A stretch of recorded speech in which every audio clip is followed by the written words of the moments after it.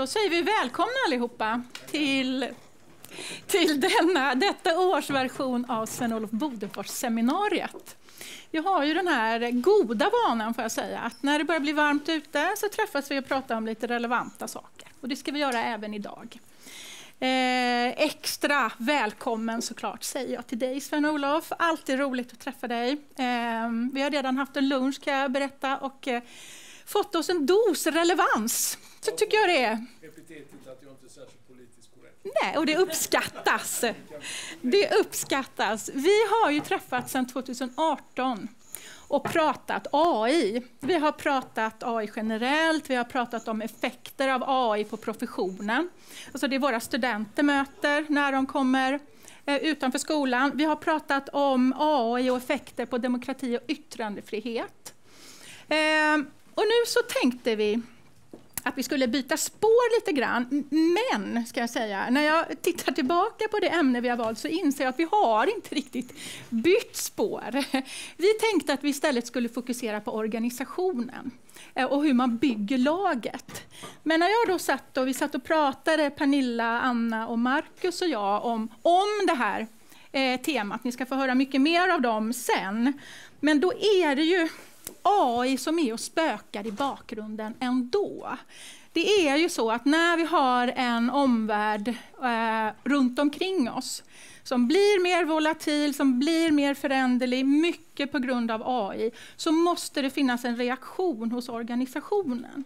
Och det är den reaktionen som vi ska försöka fokusera på idag. Men som sagt, vi kan mycket väl se den i ljuset av AI, i ljuset av allting som händer runt omkring oss. Men vi ska prata om den lärande organisationen. Vi ska prata om det här där den situationen vi har kommit till, där utveckling inte är något man kan välja att göra, utan att utveckling är lite grann en överlevnadsfråga. Vi ska prata om kunskap. Om kunskap som idag kan kännas relevant, men som imorgon kan kännas helt obsolet. Och de som ska hjälpa mig att få ihop det här, man behöver någon typ av akademisk plattform. Så Anna Jonsson, docent vid Lunds universitet, ska hjälpa oss att förstå det här med den lärande organisationen utifrån det akademiska perspektivet. Sen är det ju väldigt fint om man då i sin stad har ett väldigt framgångsrikt industriföretag som kan hjälpa att förstå hur man jobbar med den lärande organisationen i ett sådant företag. Där ska Pernilla Heidenvall, som är Deputy General Counsel på Volvo Cars, hjälpa oss att förstå det här. Sen är det ju också väldigt tacknämligt om man i sin närhet har några som till händelsevis har råkat vinna allsvenskan och sådär. Kan man tycka att det är ett tecken på att man har liksom fått ihop laget. Va? Så Marcus Jodin, som är klubbdirektör på BK Häcken, ska försöka hjälpa oss att förstå hur ni lyckades med detta.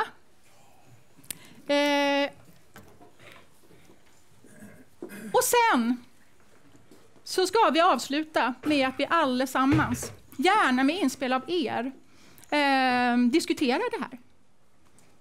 Vad är det att vara en lärande organisation och hur bygger vi laget? Och med de orden så lämnar jag över till dig, Anna. Jag ska säga också att vi filmar detta här borta, men det filmas bakifrån. Så att vi som står här och showar, vi får bry oss om hur vi ser ut, men det behöver inte ni göra. Filmas vi bakifrån? Ja. Då vill jag ju vända mig så här. Tusen tack för den här inbjudan och för att inte bara jag blivit inbjuden utan även tillsammans med Marcus och Pernilla till ett så viktigt ämne som lärande i organisation och i samhället. Som ju absolut inte är ett nytt ämne. Det är liksom inte så att det här är någonting vi måste göra här och nu, utan det har vi ju nog vetat ganska länge. Men det verkar ju som att det är väldigt svårt att få till det i praktiken. Och det här är ämnen som jag har forskat om i supermånga år nu, vågar inte räkna.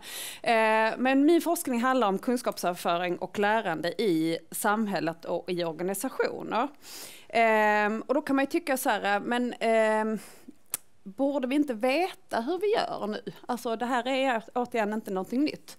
Nej, tyvärr verkar det ju inte så, för att ständigt hör och läser vi om hur hjulet uppfinns på nytt, om en massa dumma arbetsuppgifter, meningslösa arbetsuppgifter pågår för att det inte sker något lärande. Och jag och min kollega Mats Alvesson skrev faktiskt ett inlägg i Dagens Nyheter om det där igår med referens till Seinfeld och George Costanza, som kanske vi alla har någon slags relation till. Där vi pratar om att vi behöver gå från ett bättre vetande också till ett bättre görande. Alltså vi vet en massa, men hur får vi det att fungera i praktiken? Så den här sammansättningen, om jag då ska stå för det teoretiska perspektivet tillsammans då med praktiken, är superviktigt och superintressant. Och det är också, nu ska jag byta bild. Det är också varför jag på senare tid har kommit in på frågan om hur vi kommunicerar forskning. Alltså jag kan känna frustration över att vi utvecklar en massa kunskap, men den kommer inte samhället till nytta. Alltså vi måste hitta bättre och annorlunda sätt att kommunicera forskning. Så de här bilderna som jag kommer visa, det är ett exempel på där jag och min kollega Maria Grafström har samarbetat med en serieskapare, Axel Breschensbauer, som ett sätt att försöka spegla den forskningen som vi gör med en annan blick. Och det där är en påminnelse om att vi just behöver spegla vår egen praktik och vårt eget kunnande i någon annans praktik och se vad det innebär, hur vi kan förstå det.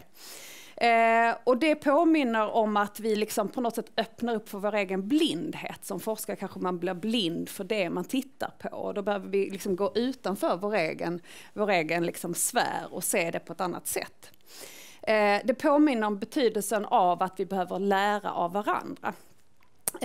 Så att med det vill jag bara säga att och det här ska då symbolisera det här som man då pratar om, att forskare sitter i sitt elfenbenstorn och vi utvecklar en massa kunskap som inte kommer samhället på nytta. Det här är liksom en pågående diskussion. Och mitt sätt att engagera mig i den här frågan, varför jag är här och är så liksom tackade glatt ja till att medverka i detta, det är att vi behöver liksom också som akademi fundera på hur vi behöver liksom lära ut på ett annorlunda sätt. Frågan om varför kunskapsöverföring och lärande är viktigt, i inbjudan till den här dagen så tyckte jag att det var så många intressanta frågor och också påståenden som är viktigt att hålla fast i. Och man skriver att det här är liksom inte bara en fråga för Handelshögskolan och enskilda företag, utan det är också för samhällsmedborgare. Alltså det här handlar om samhällets långsiktiga kunskapsförsörjning. Och jag kommer återkomma till det, men vi lever liksom i ett samhälle där det har blivit mer komplext och AI skyndar på den här komplexiteten. Och då behöver vi liksom backa tillbaka och fundera på hur lär vi oss, vad behöver vi lära oss och vem är det som gör olika delar i det här samhällskontraktet. Och för mig handlar den här frågan om det hållbara samhället. Det är ju ett tjusigt ord sådär med hållbarhet, men för mig är det ganska enkelt. Det handlar om att vi har begränsade resurser och vi behöver hitta nya och smarta sätt att kombinera dem så att vi liksom tillsammans kan möta vår samtid. Så hur har jag då lärt mig om kunskap och lärande i organisationer? Eller som svar på frågan, så hur gör man då det som står i inbjudan? Hur skapar man en ständigt lärande organisation? Ja, det är det min forskning handlar om. Och som forskare så kan man använda sig av olika metoder för att försöka liksom förstå någonting. Och den metoden som jag har använt för att liksom studera de här frågorna, det har tagit utgångspunkt i så som jag ser på ordet kunskap. Alltså ordet kunskap är en sån grej som man vet precis vad man menar tills man ska försöka definiera det.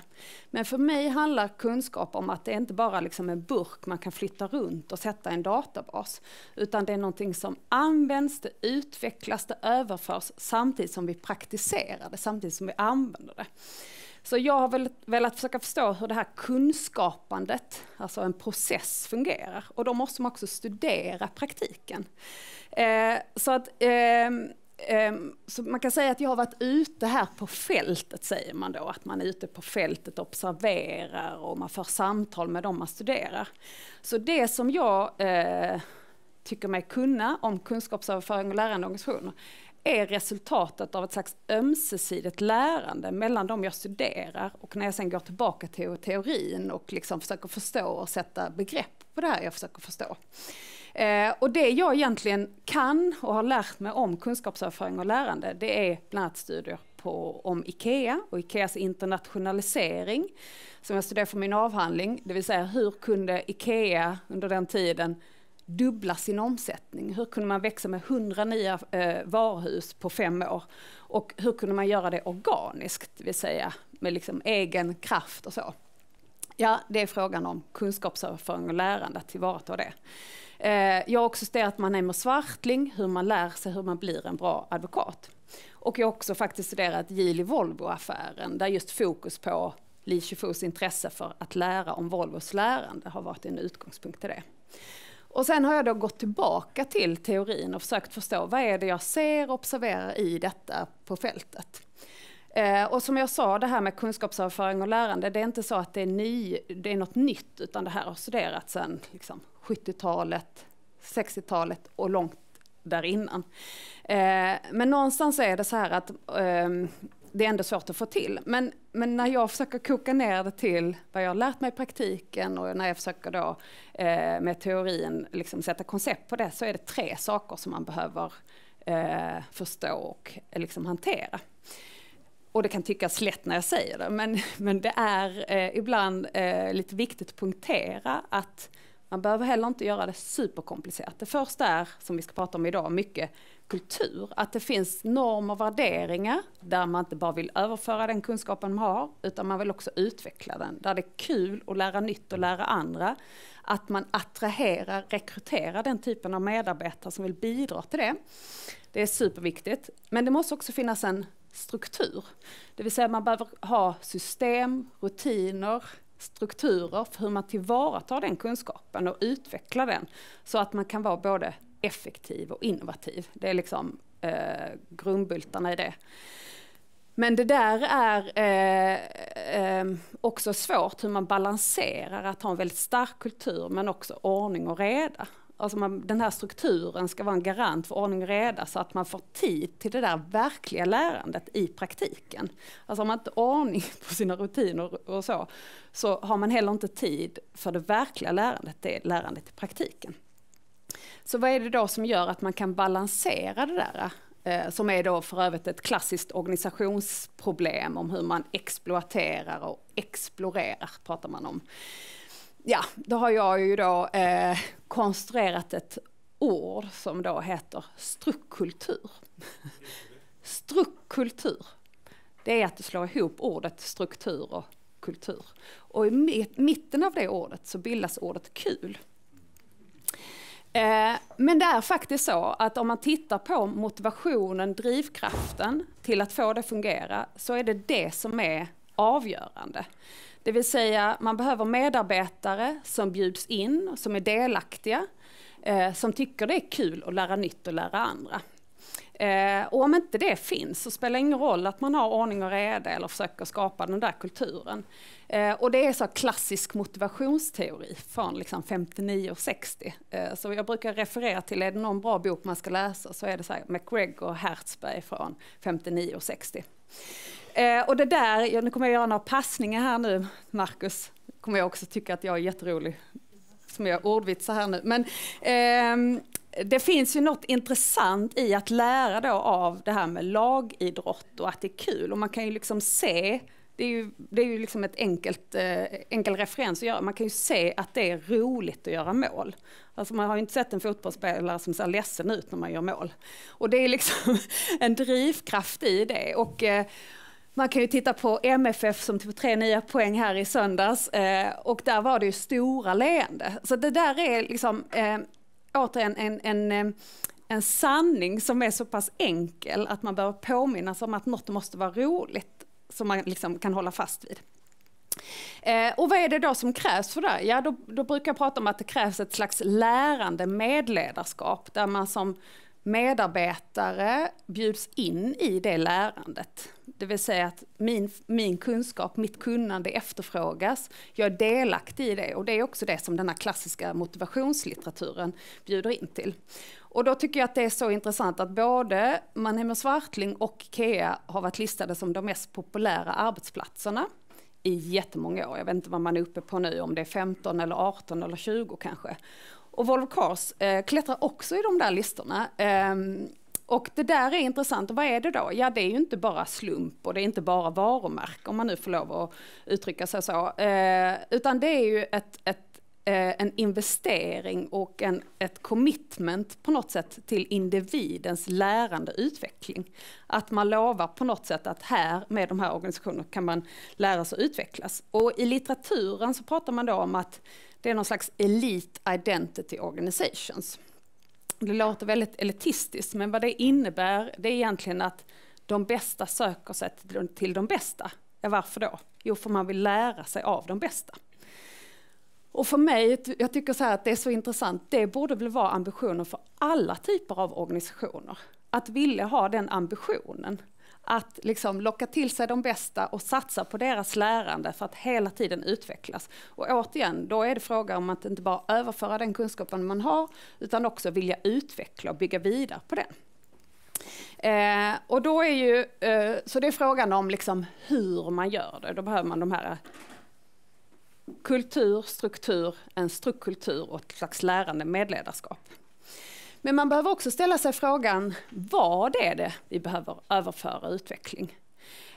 Och det där skiljer ju sig åt beroende på vad det är för typ av organisation. Är man en liten organisation, är man en stor organisation? Häcken, Volvo, det är helt olika förutsättningar och olika utmaningar såklart. Men man behöver ställa sig ändå frågan, vad är det vi behöver utveckla? Och där kan man titta då på till exempel, återigen det här som jag började i, och som förklarat varför jag kommit in på det här med forskningskommunikation. Man pratar mycket om att man ska lära mellan akademi och samhälle och vi ska samverka mer och så. Men då slås man över hur oklart det är egentligen vad det där ska leda till. Vad är det vi ska samverka om och vad ska det liksom mynna ut i för typ av kunskap? Och ställer man sig inte den där frågan så blir det på något sätt bara liksom en tumme. Så det behöver vara viktigt. Och en annan koppling kan vara att titta på, alltså, man kan samverka och vara enig om att vi ska bidra till liksom, frågan om klimatet och att vi ska nå klimatmålet. Men idéerna om hur vi ska nå de där klimatmålen och vem det är som ska göra det kanske inte är så klart för alla. Och här blir det då en fråga om att liksom hur vi olika ska bidra till detta. För Volvo Cars till exempel som då går från en slags förbränningsmotor till elektrifiering, från bil till mobilitet, en stor transformation. Det är ju otroligt komplexa processer som kräver en massa olika specialistkunskaper. Och det är också en viktig liksom, parameter i detta. Vi lever ju i ett samhälle där vi har blivit allt mer specialiserade, alltså allt smalare typ av kunskap. Och då måste vi liksom föra samman de kunskaperna för att tillsammans liksom klara den här transformationen. Och då är det viktigt att fråga, vad kan du och vad är det vi ska föra samman tillsammans? För om man inte gör det, ja men då blir det som den här bilden, man står still och trampar vatten och kommer inte vidare. Trots att vi tror att vi sitter på samma båt eller samma cykel och att vi är på väg någonstans. Men man kommer inte vidare. Och det för mig till min fjärde och sista bild, att det är inte bara en fråga om hur, vad, utan också om vem. Vem är det vi behöver bjuda upp till dans med? Och vem är det vi behöver lära av? För det är ju så att alla kan inte göra allt. Då blir det bara rörigt, som George Costanza ger uttryck för. Och alla kan heller inte veta allt i det här komplexa, liksom, återigen att vi blir mer och mer specialiserade. Och vad vi ser nu, som också är jätteintressant, det är att vi ser att det är någon slags, jag upplever, återigen jag har forskat om det här i jättemånga år, men jag upplever att intresset bara ökar för kunskap och lärande. Och vad är det då? Jo, men det är någon slags insikt av att ja, men vi tycks inte bli smartare. Vi behöver kanske samarbeta, vi behöver kanske samtala mer över gränserna. Och vad vi nu ser, det är att vi ser, och även om det är ett så här lite populärt ord, så ser vi att sådana här ekosystem för lärande växer fram. Mannheim och Swartling till exempel har skapat som heter MSA Innovation Lab.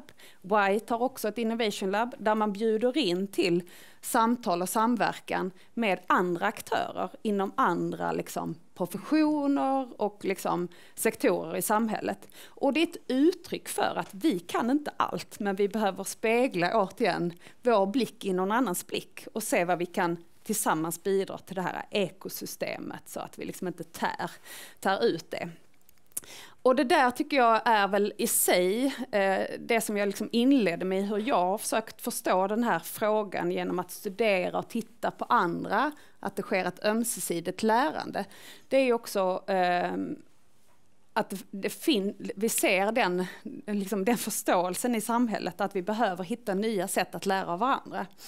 Och ska jag göra liksom ett medskick som svar på den där, hur gör vi då för att skapa den här ständigt lärande organisationen?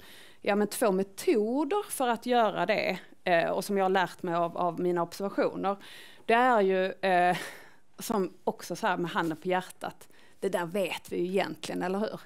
Ja, mästar-lärling-metoden, världens mest förbisedda utbildningsmetod, kallade Ingvar Kamprad när han gratulerade mig till min avhandling som han tyckte så okej ut. Men också man kallar det debriefing på Mannheim och Swartling, men en äldre delägare sa till mig att fast vi kallar inte debriefing på min tid, utan vi kallar det och hur gick det då? Vad gick bra, vad gick dåligt, vad kan vi lära oss av detta? Och det där är väl också så här grej, alltså när vi har avslutat någonting, liksom ta en tid, bara reflektera, vad har vi lärt oss av detta? Och för det där behöver man inte superkomplicerade akademiska begrepp och förklaringsmodeller för att göra det, utan det är någon slags praktisk visdom som vi liksom måste ta fasta vid. Så jag vill bara avsluta här med att vi behöver förstå frågan, varför är detta viktigt? Hur gör vi? Vad? Vem? Och påminna om att liksom i det här samhället så har vi olika roller, vi kan olika saker, vi behöver respektera varandra och vi behöver visa nyfikenhet. Alla behöver inte leka affär, utan vi kan liksom respektera att vi kan olika saker och lära av varandra. I den bästa av världar, det är så vi kan prata om ett verkligt hållbart samhälle där vi liksom kombinerar våra olika kunnande och våra olika kunskaper tillsammans. Och med det så är jag är ju då supernyfiken av att lära mig mer om både Marcus och Pernilla, men det tänker jag att ni också är. För att det är precis det här samtalet och det här mötet mellan teori och praktik som vi tar kunnandet vidare. Så tack för mig, och så kanske vi fortsätter sen.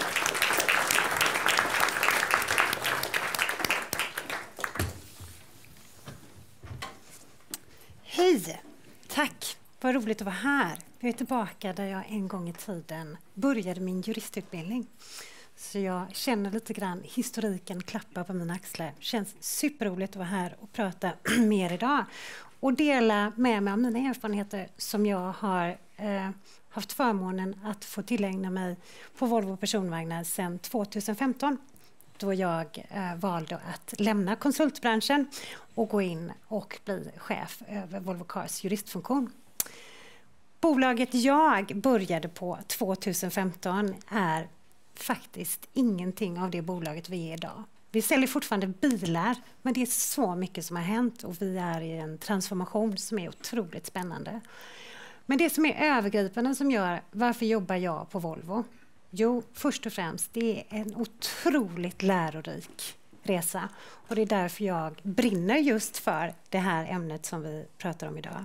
Och jag har roligt på jobbet varje dag. Om man inte trivs på jobbet, om man inte har roligt på jobbet, så är jag övertygad om att man inte kan utföra ett bra jobb. Och jag hade tänkt att dela med mig lite grann vad vi står för som bolag, för att man ska förstå hur har jag då jobbat för att bygga vår juristfunktion som vi är idag.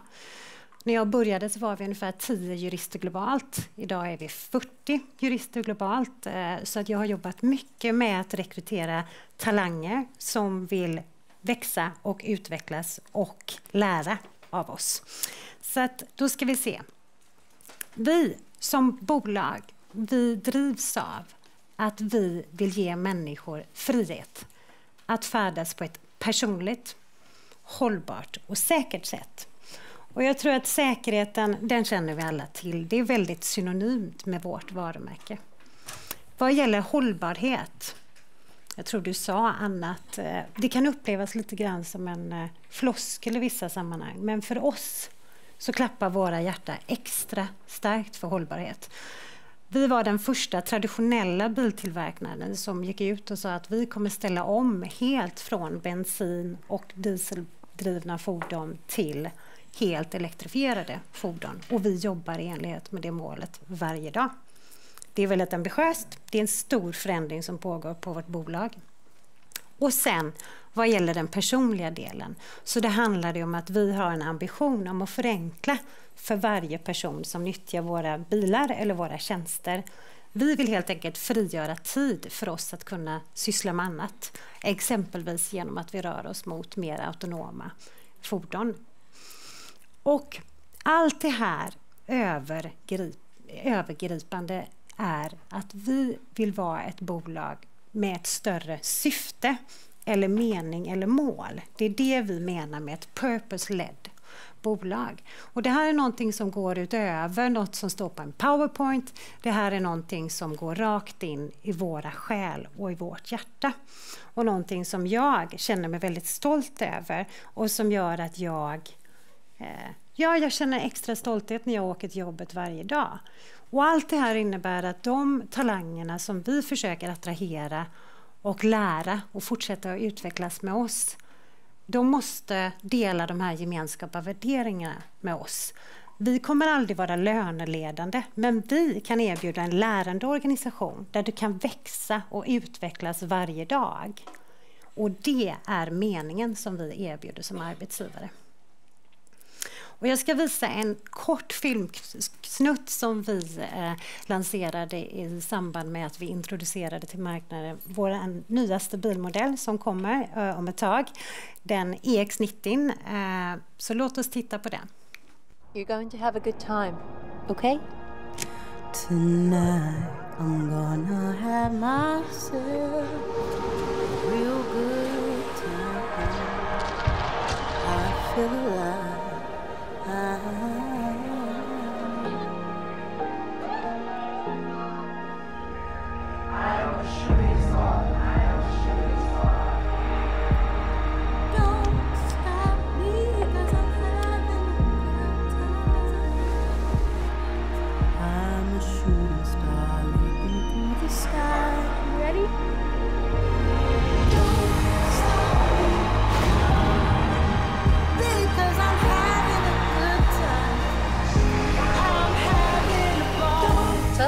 Good, really good.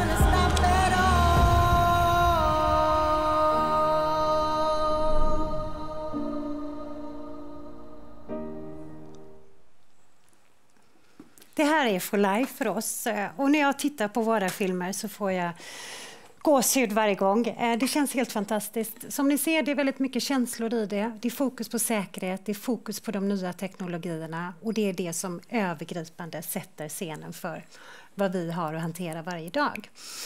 Vi kan titta på en kort översikt över vårt arv och vår spännande resa som började med utvecklingen av 3-punktssäkerhetsbältet. Sen följdes det av att vi blev en egen organisation under AB Volvo-perioden. Vi såldes till Ford och sen såldes vi till Geely och sen kröningen 2021 när vi listades på Nasdaqs börsen.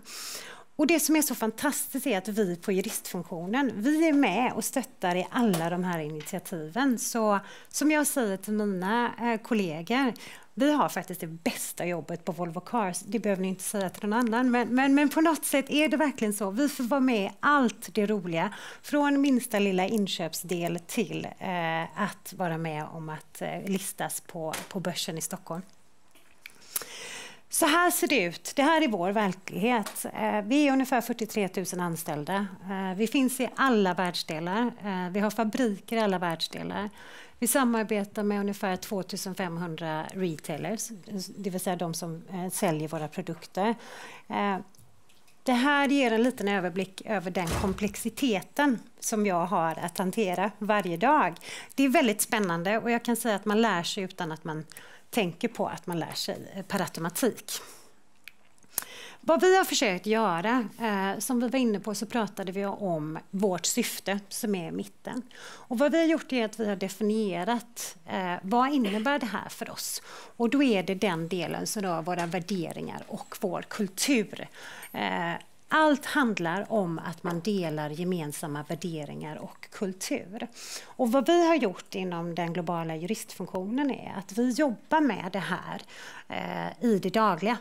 Värderingar och kultur är ingenting som man gör i en workshop och sen stoppar man det i en byrålåda. Utan vad vi har gjort är att vi har utgått från Volvo Cars värderingar och kultur. Och så har vi brutit ner det på teamnivå, på individnivå och definierat vad innebär det för mig som bolagsjurist på Volvo Cars? Vad har jag att tänka på när jag samarbetar med mina kollegor? När jag samarbetar med våra tredjeparter, leverantörer eller vilka det nu än må vara. För att göra det så konkret som möjligt. För att var och en ska veta vad förväntas av mig? Vad är mitt ansvar i det här?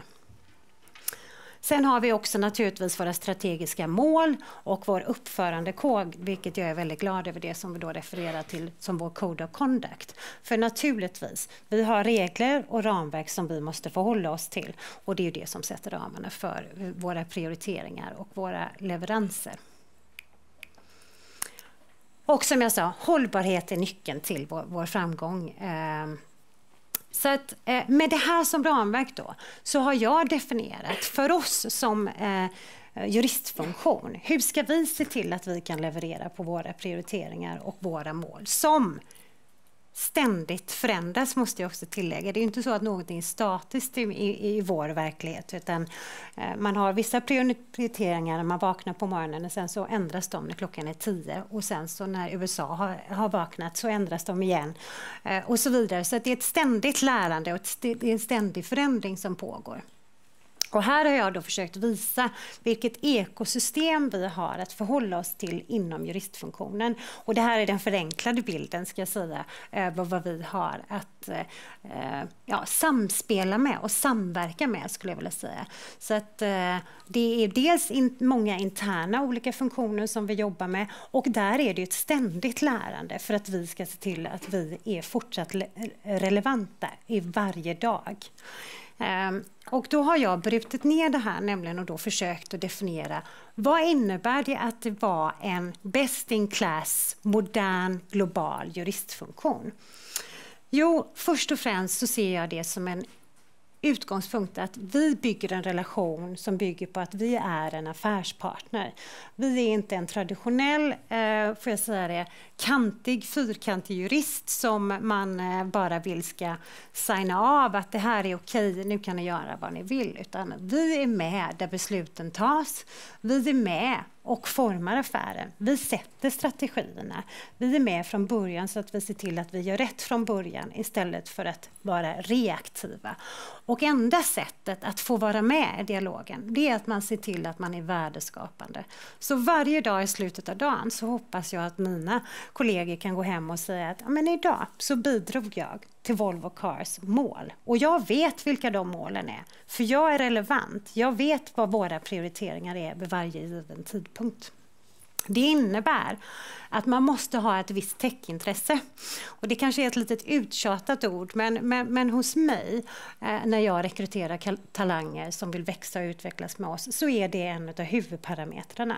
Är man inte intresserad av våra tjänster eller våra produkter, då har man svårt att vara värdeskapande för vår verksamhet.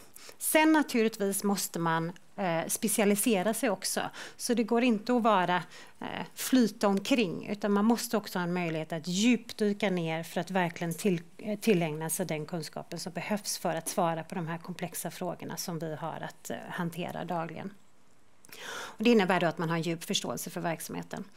Sen gemensamma värderingar och kultur som jag var inne på, det innebär då att man är tydlig, vem har vilken roll och vem har vilket ansvar. Och återigen, det här är ju ingenting som är statiskt utan det är någonting som utvecklas över tid. Kollegialitet, vad innebär det? Naturligtvis det är olika från individ till individ, men vad jag försöker skapa är en känsla av att man är ett team, man är en specialistorganisation i ett väldigt stort bolag där vi bara är 40 personer i en verksamhet av 43 000 individer. Vi är en specialistfunktion. Vi hjälps åt. Går någon på mammaledighet, då ser vi till att vi täcker upp för det. Är det någon som har annat förhinder så täcker vi upp för varandra. Vi hjälps åt, vi firar framgångar. Men vi kan också prata om det som är svårt. Jag tror mycket på att man kan vara transparent och att man känner en känsla av tillhörighet till sin arbetsgrupp, men också till vårt övergripande syfte eller mål, purpose, som jag pratade om tidigare. Och sen försöker vi alla vara inkluderande naturligtvis. Och allt det här då skapar förhoppningsvis engagemang och en lust att gå till jobbet och att man har roligt på jobbet, för vi spenderar så mycket tid. Har vi då några möjligheter och utmaningar? Ja, massor. Jag har försökt att punkta ner en del här och jag ser fram emot att fortsätta dialogen med Anna och Marcus här. Men naturligtvis, vi är ett globalt team som jag sa. Hur ser vi till att vi för över kunskap, som det vi har lärt oss i Brasilien? Hur ser vi till att när Emilia i Australien har att hantera en liknande fråga, hur ser vi till att vi inte uppfinner hjulet på nytt? Ja, det är en utmaning, men väldigt ofta så tillsätter vi då arbetsgrupper som jobbar med ett specifikt område som är relevant just för tillfället. Exempelvis nu när vi går mer mot direktförsäljning mot kund, då finns det ju naturligtvis en väldigt massa frågor som hanteras olika i olika världsdelar, men vi delar med oss av den kunskapen vi tillägnas. Komplex värld, som jag sa. Världen blir mer och mer komplex. Vi har mycket lagstiftning som kommer som inte förenklar för oss. Man kan säga det att det blir svårare och svårare för att man hittar inte svaren. Och det förutsätter att vi verkligen lär oss och delar med oss av vår kunskap. Sen har jag också listat här att jag tycker att hastigheten på förändringarna går mycket fortare än förr. Det kanske alla generationer på något sätt anser. Men om jag jämför med hastigheten på förändringarna nu och så som det var för en tid sedan, så har det varit en otrolig höjning på hastigheten. Och frågan är, hur ser vi till med bibehållen balans i livet? Att vi hänger med och tillägnar oss den kunskapen som är relevant kunskap för just det vi behöver för att kunna leverera på våra mål. Jag var inne på det här med värderingar. Och sen, hur behåller jag då de här fantastiska talangerna som har börjat hos oss? Ja, det finns ju olika modeller för det där. Jag tror att det är väldigt viktigt att man har en plan för var och en hos oss. Och vi jobbar med, som vi kallar det, individual development plans. Så alla har en plan. Man pratar med sina chefer om det med viss regelbundenhet. Jag har fler exempel på där jurister har lämnat juristorganisationen och gått in i affärsroller, vilket är fantastiskt roligt. Då har jag en lucka att fylla i mitt team, men det är ett sätt att behålla individer som vill syssla med annat och öppna sina perspektiv och ta sig an andra möjligheter. Jag har jurister som har flyttat från en världsdel till en annan. Det har jag märkt med tiden att det går faktiskt ganska enkelt att flytta runt. Jag var ett av de första svenska bolagen som anställde icke-svenska jurister till huvudkontorstjänster. På den tiden jag gjorde det, 2015, då höjde man nog ett och annat ögonbryn. Hur kan man anställa en icke-svensk till huvudkontoret på ett svenskt bolag? Det går alldeles utmärkt, kan jag säga. Så att det handlar lite grann om att tänka nytt, våga satsa och inte tänka inom fyrkanterna, för att då kommer vi inte fortsätta vara relevanta. Och sen har jag skrivit här, nya generationer, det är väl ett samtalsämne för sig, men jag vill ändå säga det, att vi måste fortsätta även som ledare, att fortsätta vara relevanta och förstå oss på vad är drivkrafterna för nya generationer. Det är en fråga som jag inte har något svar på, men som jag gärna fortsätter att debattera. Och sen, sist men inte minst, jag anser att jag som ledare också varje dag måste vara en förebild vad gäller lärande, vad gäller att ha kul på jobbet och vad gäller att fortsätta att utveckla våra fantastiska medarbetare som jag ser som talanger. Utan det så kommer vi inte fortsätta att vara relevanta. Så med det så lämnar jag över till dig, Marcus. Tack!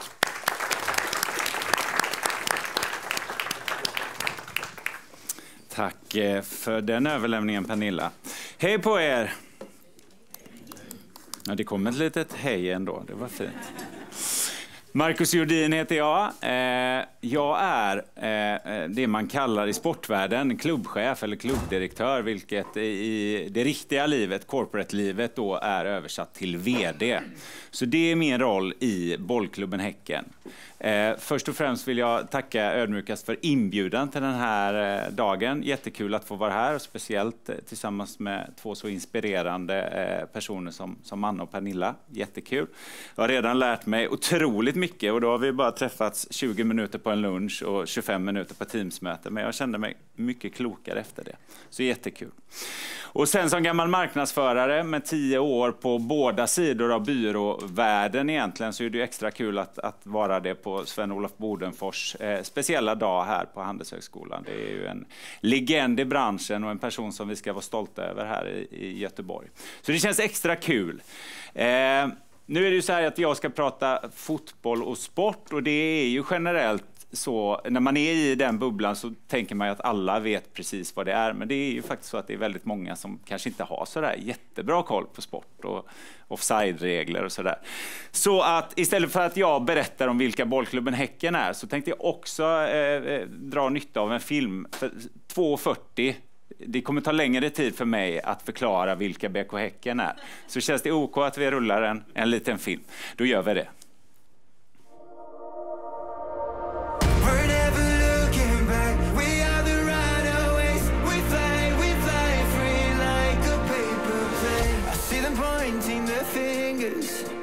But we're never gonna do as we're told.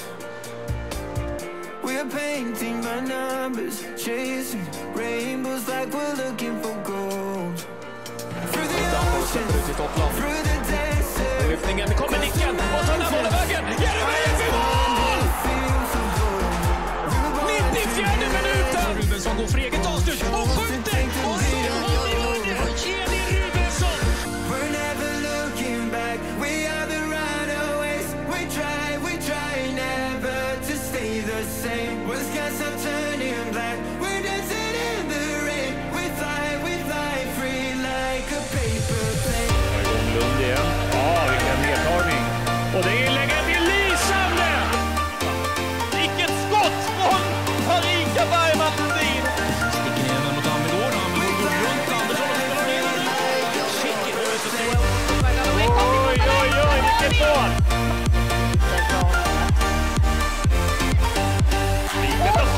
Vilket skott av Hammarby!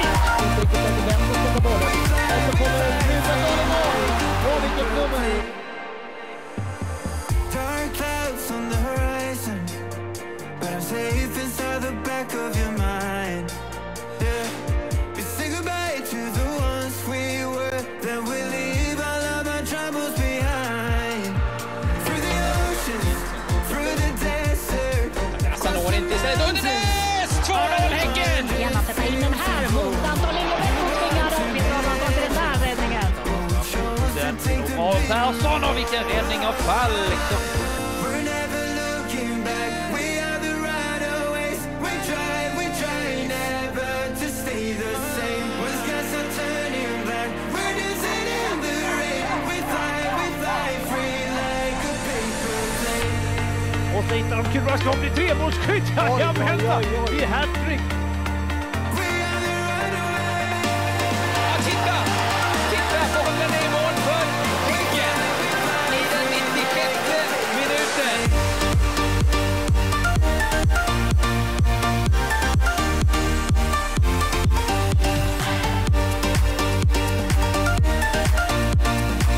We fly free like a paper plane.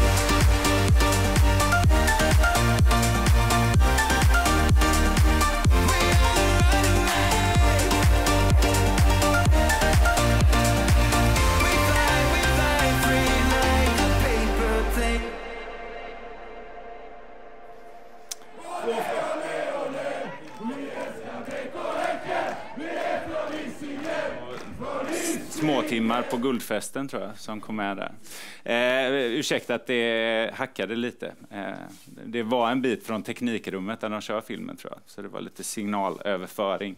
På tal om AI och all teknik vi har pratat om idag så undrar man när får man en film som inte laggar på det sättet. Men hörni, det där är BK Häcken. Vi är en fotbollsklubb men en inte helt vanlig fotbollsklubb. Vi är naturligtvis så att fotbollen är en väldigt central del av oss. Vi har ett topplag på herrsidan, vi har ett topplag på damsidan. Vi har också fotboll för ungdomar från 6 år upp till vuxen ålder på både pojk- och flicksidan. Och som ni kunde se så är vi också arrangör av Gothia Cup som är världens största ungdomsturnering i fotboll. Vi är också arrangör av Gothia Innebandy Cup som är världens största innebandyturnering. Och sedan ett år tillbaka så är det också vi som har hand om Partille Cup och ansvarar för driften där som av en händelse också är världens största handbollsturnering. Och vid sidan av det så har vi också Göteborg Music Festival. Blåsorkestrar. Oklart om den är världens största. Jag har lite dålig koll på blåsorkestrar. Det är väldigt stort i Norge med Gutte och Jentekorps. Men det är vi. Idag så pratar vi om organisationsutveckling och ledarskap och självlärande organisationer och sådär. Och Anna som är väldigt klok, eller det har hon ju papper på att hon är eftersom hon är docent, sa en ganska bra sak att det är så lätt att det blir självklarheter man står och pratar. Och det känner jag när jag gick igenom vad jag skulle säga här. Men det här är ju supersjälvklart. Så jag ber om ursäkt om det blir floskeltoppen här. Men jag kommer nog komma till någonting i det som är ganska intressant. För jag tror att när vi pratar om det här så kan man nog alla sitta och nicka. Frågan är bara hur man någonstans kommer dit. Vi tar oss vidare och tittar på ett citat taget ur en krönika i Göteborgs-Posten. En av våra stora sportjournalister i Sverige, Robert Laul, skriver efter vårat guld att det ska inte gå. Det ska inte gå. BK Häcken ska inte kunna vinna guld. BK Häcken ska inte kunna ha den utvecklingen som de har haft de senaste 10 åren. Men det gick ju och det kanske är lite förmätet om jag ska stå här och säga hur vi då mot alla odds klarade det där. Men jag har i alla fall försökt att identifiera några nycklar som gör att vi faktiskt klarade av det. Och ett par ord här. Mål. Ja, vi ska göra fotbollsmål, men det är inte de målen jag tänker. Utan det är snarare hur vi formulerar verksamhetens mål. Och vilka som är med och formar de målen som vi styr verksamheten mot. Det kommer jag komma tillbaka till ganska mycket om en stund. Strategi. När väl målen är på plats, hur är vår strategi att nå de där målen? Utifrån varje enskild medarbetare, utifrån varje enskild spelare att förstå min roll i att vi ska nå det där gemensamma målet eller avdelningens mål. Och hur ska avdelningens mål sitta ihop med föreningens huvudmål så att allting någonstans blir en röd tråd och en riktning mot det vi vill göra. Och så slutligen kultur som Pernilla var inne på, även Anna. Ja, det där är ju väldigt svårt.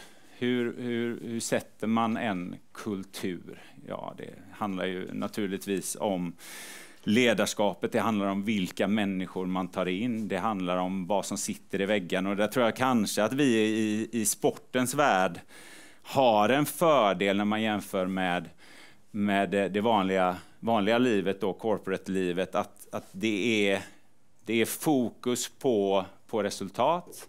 Det är ständigt medgångar och motgångar, vilket någonstans föder ett naturligt lärande i det. Men det är väldigt viktigt. Så det tänker jag också att jag ska på något sätt landa in i hur vi lyckades träffa rätt i våran kultur. De här 3 orden, de hänger också ganska mycket ihop. Alltså med rätt mål och rätt strategi, och om alla någonstans samlas runt det, ja, men då kommer du sätta en kultur. Och med en stark kultur så är det mycket enklare också att sätta mål och strategier. Och så ett ord som för mig i alla fall vilar under de här orden och förstärker dem och gör dem relevanta, det är delaktigheten. Och det där har för oss varit en absolut förutsättning för att få alla att dra åt samma håll. Så delaktighet i att sätta mål. Att varje enskild medarbetare känner sig som en del av processen att någonstans formulera det här målet. Strategin på avdelningsnivå, oavsett om man jobbar som kock i köket eller som vaktmästare eller är skyttekung eller skyttedrottning i våra lag, känna en delaktighet i riktningen vi ska ta oss till och vilka nycklar som finns längs vägen. Och att delaktighet är väsentligt i en kultur, det säger ju sig självt att en ensam chef kan inte stå och säga att det här är våran kultur, för det är ju vi tillsammans som någonstans gör kulturen. Så delaktigheten är nyckeln. Och jo, det ska jag också säga. Någonting som är lite unikt för oss som fotbollsklubb, där vi faktiskt sticker ut gentemot andra fotbollsklubbar, det är att även våra spelare, herr- och damlaget, de vet våran strategi, de är en del av det, och det underlättar vårat beslutsfattande väldigt mycket. Att de vet vart vi ska och hur vi ska ta oss dit. Så när det dyker upp 5 stycken 17-18-åringar på A-lagsträningen, så är det för att det är en del av våran strategi som de känner till. Annars är det väldigt lätt för dem att säga, men kommer 5 stycken 27-åriga superbra spelare istället? Ja, men genom att de förstår att det är det här vi ska göra, vi ska utveckla spelare, vi ska kunna sälja dem, då kan de ta ett ägarskap, en papparoll, en mammaroll i att utveckla de här spelarna. Så om vi är transparenta och öppna med att det är det här vi vill göra, så får vi en mycket större förståelse och en mycket större delaktighet i det. Våran vision, och den tar egentligen avstamp ur ett av våra 3 kärnvärden, och det starkaste kärnvärden för BK Häcken, nämligen utveckling. Utveckling är och har egentligen sedan föreningen grundades varit ett väldigt centralt ord. Det är det som har fött det vi kunde se i filmen Gothia Cup. Det är genom utveckling och fokus på utveckling som Gothia Cup föds. Och så går det ganska bra. Och genom att hålla kvar utvecklingsfokuset så avknoppas då en systerturnering i Gothia Innebandy Cup. Det är så Göteborg Music Festival, den här världsberömda musikfestivalen för blåsorkestrar från Norge, som ni nu kommer googla allihopa efteråt, vet jag. Det är så den föds. Men det är också fokus på utveckling som gör att BK Häcken startar Göteborgs första folkpark, Kul i backen. Det är också fokus på utveckling som gör att vi äger och driver Pusterviksteatern under ett antal år. Det är också det som gör att BK Häcken är på väg att bli en husvagnstillverkare i slutet av 70-talet. Hopfällbara husvagnar. Man kör, de är nedfällda när man kör, och sen när man kommer fram så fäller man upp dem. Det har ju kommit några avknoppningar, men det var också tack vare fokus på utveckling. Då undrar ni, hur gick det med de där husvagnarna? Nej, det gick ju sådär. Man hade inte så mycket pengar, men man la rätt mycket pengar för att få en plats på campingmässan i Düsseldorf. Och man åkte ner, men man hade inte råd att skicka alla, så liksom konstruktören, the mind behind the husvagn, han var kvar hemma. Och säljarna som åkte ner och skulle dema den här fick inte upp husvagnen. Så på hela campingmässan så är ju alltså husvagnen ihopfälld. Nedfälld. Och blev ju sedermera då nedlagd. Men ett väldigt bra exempel på hur fokus kan ligga på saker utanför planen. Det är ju inne på fotbollsplanen som våran kärnverksamhet någonstans avgörs. Men genom att ha fokus utanför så skapar vi bättre förutsättningar. Och det där med husvagnen är ju inte så dumt. Jag står ju ändå och pratar om det här 40-50 år senare. Och i drivet efter utveckling så föds ju någon slags naturlig trial and error, lex husvagnarna. Att vi försökte i alla fall. Det var en bra idé. Vi kanske inte lyckades precis där, men vi vågade göra det. Också väldigt centralt i det vi gör.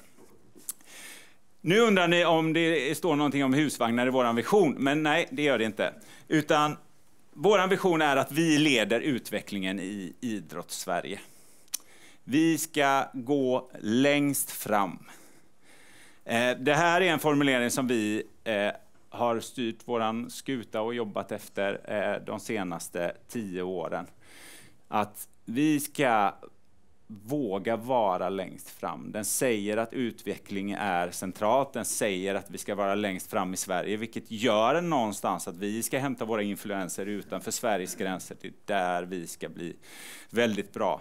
Utifrån visionen så behöver vi också ett strategiskt mål. Och för bara några år sedan så var det strategiska målet SM-guld. Och det är ju i sak ett ganska bra mål eftersom vi är en fotbollsklubb.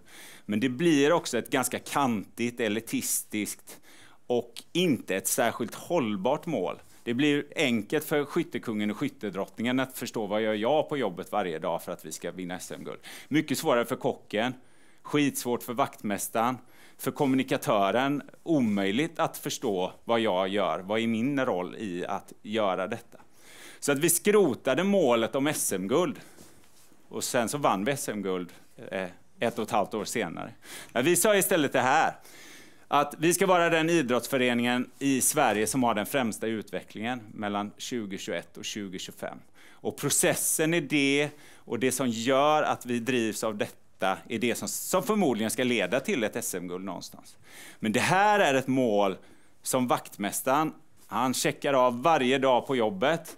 Ja, men han kommer med förslag på kritmaskiner till fotbollsplanen. Vi har en ny robotgräsklippare. Så nya saker hela tiden. Kocken, klockrent, har ju resulterat i ibland lite oätlig mat vissa dagar. Men han vill verkligen pusha gränserna för vad som är bra för idrottsmän.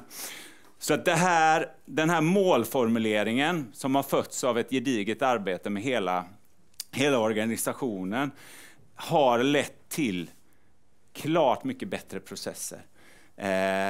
Summan av den kunskapen som finns i organisationen har fått ta plats och har fått koka ner till någonting som i slutändan blir någonting som alla kan enas kring. Och det där är ju väldigt intressant, ställer enorma krav på alla chefer, våra tränare, våra avdelningschefer, på mig, på vår styrelse. För att jag är av uppfattningen att ju fler kockar, desto bättre soppa, förutsatt att du ändå har någon köksmästare i slutet som säger nej, inte den där kryddan, annars är det klockrent. Det måste vi ha. Och så ska jag prata lite om en filosofi som också ligger någonstans i grunden som jag försöker använda mig av ibland. Kan lika gärna översättas till någon slags taktisk prioritering utifrån strategin som då någonstans ligger överst, bryta ner det till en tydligare filosofi. 4M kallar jag den, för det är ju, man ska ju använda alltid något sånt där. Och i mitt fall så blev det människa, miljö, motivation och mod. Och allt det då styr mot det vi vill göra tillsammans. Och människa, alltså mycket kommer från människan, är våran absoluta övertygelse. Från spelare till medarbetare. Vårt sätt att ta hand om befintliga människor.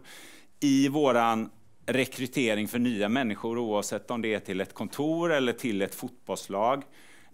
Inte bara kompetens utan också personlighet, drivkraft.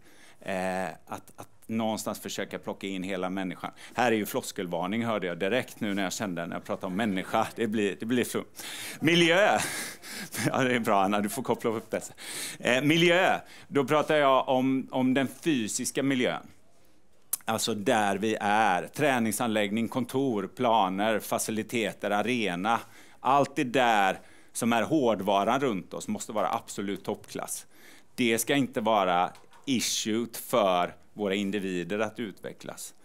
Så det här blir ju någonting för mig och för vår styrelse att hela tiden checka av de här 4 M:en.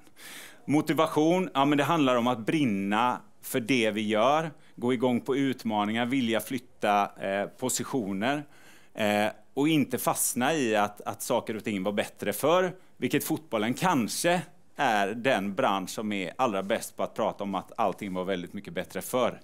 Där vill inte vi i BK Häcken vara, utan vi vill hela tiden flytta gränser. Men det handlar också om att vi inte kan ha medarbetare eller spelare eller ledare eller tränare som inte orkar. Vi kan inte komma på en bra idé och så landa i att men vi orkar inte det nu. Utan motivationen måste hela tiden vara att vi kör. Vi måste testa. Då får vi hellre släppa något annat. Och slutligen mod som är väl någon slags effekt av motivationen. Med motivation kommer mod. Och ska vi leda utvecklingen i Sverige, vilket vi säger att vi ska göra, men då måste vi våga. Vi måste våga misslyckas, vi måste våga lyckas. Våran högerback som försöker tunnla i en väldigt viktig match och misslyckas har ändå gjort rätt sak. Han hade kunnat vända sig hem och passa hem till målvakten. Men det är egentligen inte det vi vill, för vi uppmuntrar någonstans misslyckandet, läx husvagnen. För det är så vi lär oss någonstans. Så länge man hela tiden samlar upp och debriefar sig så kommer man framåt. Yes, vi ska ha tid för en paneldebatt, så jag ska runda av mitt med en sista bild som är jätteintressant, som jag har lånat av våran huvudtränare Per-Mattias Högmo, som faktiskt sitter här. Det är ju helt fascinerande. Stor inspiratör till mig. Toppledare i över 40 år. Varit förbundskapten för både herrlag och damlag i Norge. Och nu våran guldtränare. Dessutom så håller han på att avsluta en PhD i ledarskap. Vilket gör att det egentligen är han som borde stå här. Men nu gör jag det. Men jag har i alla fall lånat någonting av honom som han kom in med, som passade väldigt bra. Och det är förmodligen därför vi faktiskt fastnade för varandra. Att vi har samma drivkraft för utveckling. Men en sak som Per-Mattias tog med sig som jag tycker är supercentral egentligen för alla organisationer, det är ansvaret. Alltså spelare, ledare, personal måste också ta ansvar för sin egen utveckling. Känn på de orden lite grann. Min upplevelse är att det blir lite svårare och svårare. Att vi med tiden kanske blir mer av en mata mig-kultur. Ja, men säg bara vad jag ska göra så gör jag det. Det där måste vi våga ta oss ifrån. Men för att lyckas med detta så ställer det ju enorma krav på ledare och chefer. Det är egentligen mycket enklare att hela tiden springa och serva. Men om vi klarar av att investera i detta, att detta kan bli en del av kulturen, ja, men då kommer vi lyckas. Så att tack Per-Mattias för de kloka orden och tänk på det ansvaret. Och det handlar ju också om att vi ska inte tvinga ut det ansvaret, utan när vi har lyckats så kommer det av sig själv. Då har du en väldigt ansvarstagande organisation eller ett ansvarstagande lag som tar ansvar för sin egen utveckling i varje situation, varje dag på jobbet. Och då kan man vinna guld. Och då kan man gå emot det som Robert Laul sa, att det ska inte gå. Ja, men det går. Herregud, vi har gått på månen. Det är klart att BK Häcken kan vinna guld. Tack för mig. Nu ska vi diskutera.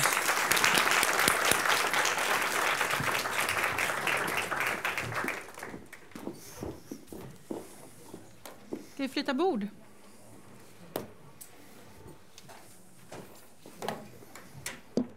Herregud, så spännande. Eller hur?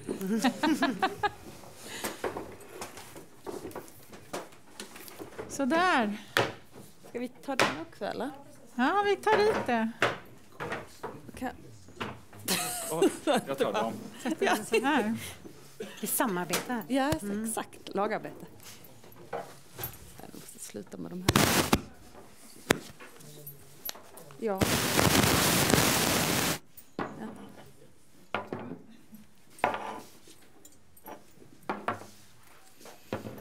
Perfekt. Tusen tack för 3 jätteintressanta presentationer. Och som sagt, det är ju tanken att det ska vara ett samtal. Vi ska försöka samtala, men ni ska också försöka samtala. Så vi har mikrofoner, eller hur Marie? Så det är bara att vifta till lite så spelar vi in er. Liten passning, va? Jag tänkte, om jag får börja, så tänkte jag bara på en sak som ni alla har varit inne på. Alltså tillbaka till upprinnelsen till att vi vill prata lärande organisation med den föränderliga omvärlden där AI spelar en roll. Och ni är alla lite grann inne på att det här är ju inga konstigheter. Det är lite som att ni lite ber om ursäkt för att ni står här och presenterar, för det här är ju självklarheter. Men om jag då som en kritisk och inte så positiv person får liksom fråga, men vad är det som är problemet då? Så om det här är självklarheter, att vi vet med oss att det är liksom den anpassningsbara och föränderliga organisationen, den lärarorganisationen som är den som tar guld. Vad är det då som är problemet? Ja, får jag börja? Ja, du får börja. Jag kände att jag inte pratat nog. Nej. Kör på. Nej, men jag tror att en sak är tid. Och lite till det jag hade på min sista slide. Att det kräver att du faktiskt investerar i din verksamhet eller i det du gör för att njuta av det sen. Men det är, just nu så tycker jag att det är, som vi var inne på, det förändras enormt snabbt just nu. Så att ta sig tiden att sätta en struktur och sätta de här benen att vila en organisation på. Jag är inte säker på att den finns överallt. Så där tror jag är en stor fiende. Otåligheten, men också avvägning. Jag tror inte att folk är otåliga med vilja, utan det handlar om att har vi tid, har vi råd att investera i att få det på plats, eller får vi bara springa med nu när det springer? Och det tror jag är, liksom, det är en svår strid att utöva någonstans. Har du något inspelande? Absolut, och jag tänker att det börjar ju någonstans vid rekrytering. Alltså, det jag också har lärt mig av mina studier, det är så här vikten av att rekrytera rätt medarbetare som köper in i de här värderingarna. Och sen handlar det också, på tal om strukturen, att liksom, och på tal om roller och ansvar, att det är tydligt vem som gör vad och vad man ska göra. Och det där är ju inte alltid så tydligt. Man slarvar lite, det ändras, någon lämnar kanske och så ska någon annan täcka upp och så blir det lite den här oorganiserade röran och så glömmer man lite och så fastnar man där. Men den där med tiden måste jag också kommentera, för det är där jag försöker säga med kultur och struktur. Alltså har man ordning och reda, pengar på fredag, då ger man sig tid.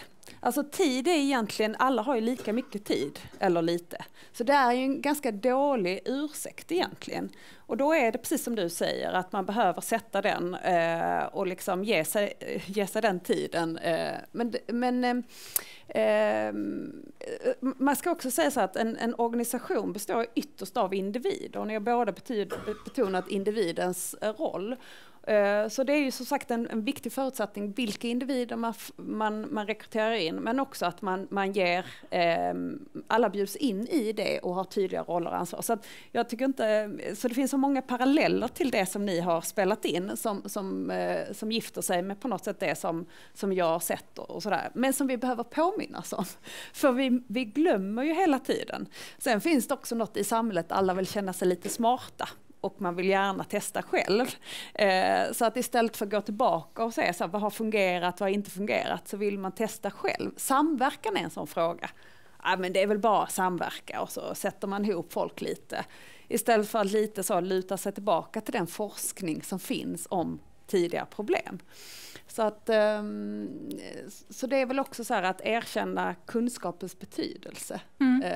Som att man bygger på den. Och jag kan nog flika in att när vi anställer personer så är det vid varje given tidpunkt så anställer vi en talang, men vi har en kompetens idag, men den är relevant. Så vi har inte råd att inte utveckla oss. Och jag kan verkligen skriva under det som du säger från din kollega här, att det är varje individs ansvar att själv ta ansvar för sin egen utveckling. För att om du inte gör det, då är du inte relevant. Samtidigt så måste man ha processer för det, och så som vi jobbar med det är då att vi har med viss regelbundenhet då de här samtalen där vi som ledare, alla ledare inom min organisation uppmanas att ha de här dialogerna med individerna. Men om sen individerna inte levererar på det av olika skäl, ja, då kommer ju nästa punkt i det hela. Har vi satt rätt förutsättningar i form av att prioritera och säga vad vi inte ska göra. För det är någonting som jag tror att vi väldigt ofta missar, apropå det här att vi alla har tidsbrist eller anser oss ha tidsbrist, nämligen här är listan över saker som just nu inte är prioriterade för att vi just ska ha tid att avsätta tid till att fortsätta att utvecklas.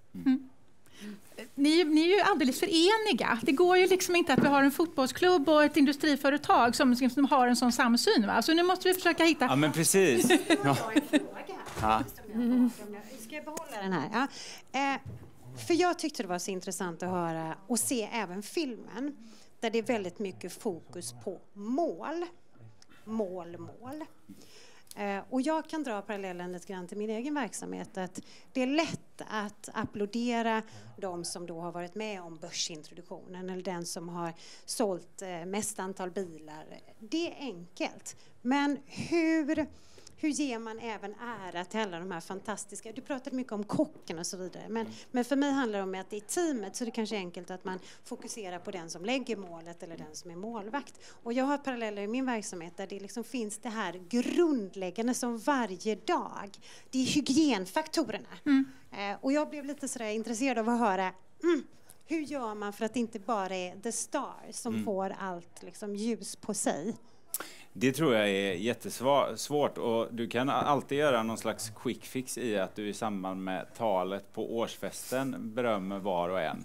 Men om du ska hitta en genuinitet i det, så handlar det ju om att från början få alla att känna sig som en del av. Mitt arbete är den här pusselbiten i att vi vinner det där guldet eller att vi vinner den där matchen. Och har man lyckats med det, ja, då behöver du inte stå och hålla det talet på guldfesten.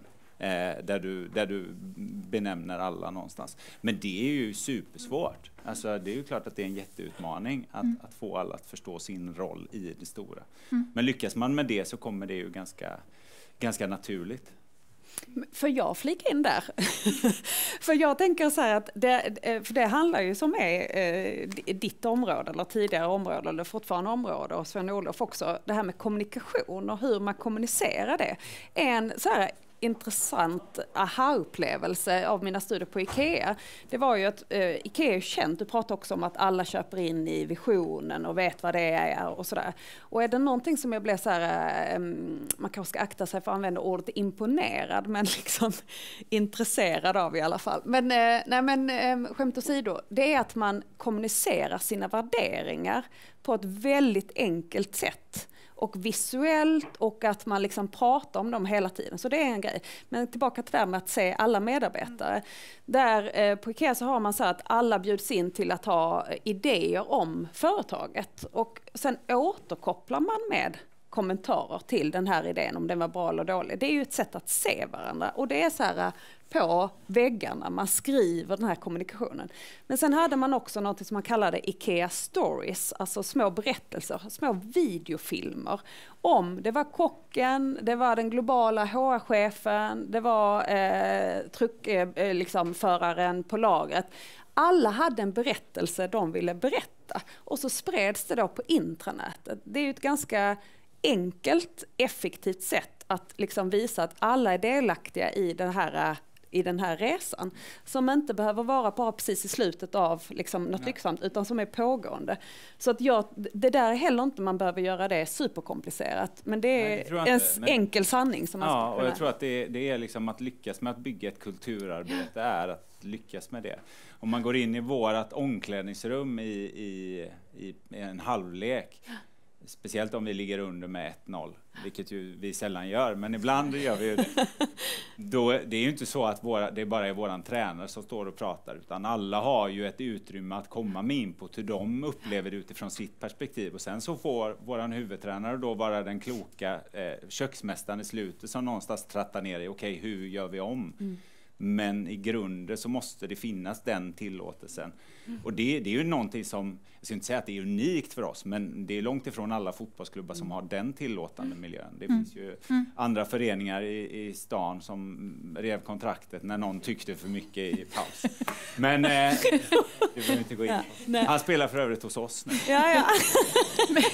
Men du, en fråga då i anslutning till det här. För du har pratat om mod, och ni har också varit inne på det här med att det krävs liksom ojämnt självförtroende hos en organisation. Är det lättare att ha mod, är det lättare att vara förändringsbenägen när man inte har liksom en historia att bära på? Alltså ni kommer lite som underdog, ursäkta, men liksom, ni ska inte kunna ta guld. Och istället Volvo har en lång historia som man med stolthet bär. Spelar det roll för med vilken lätthet man kan ha det här modet att förändra sig?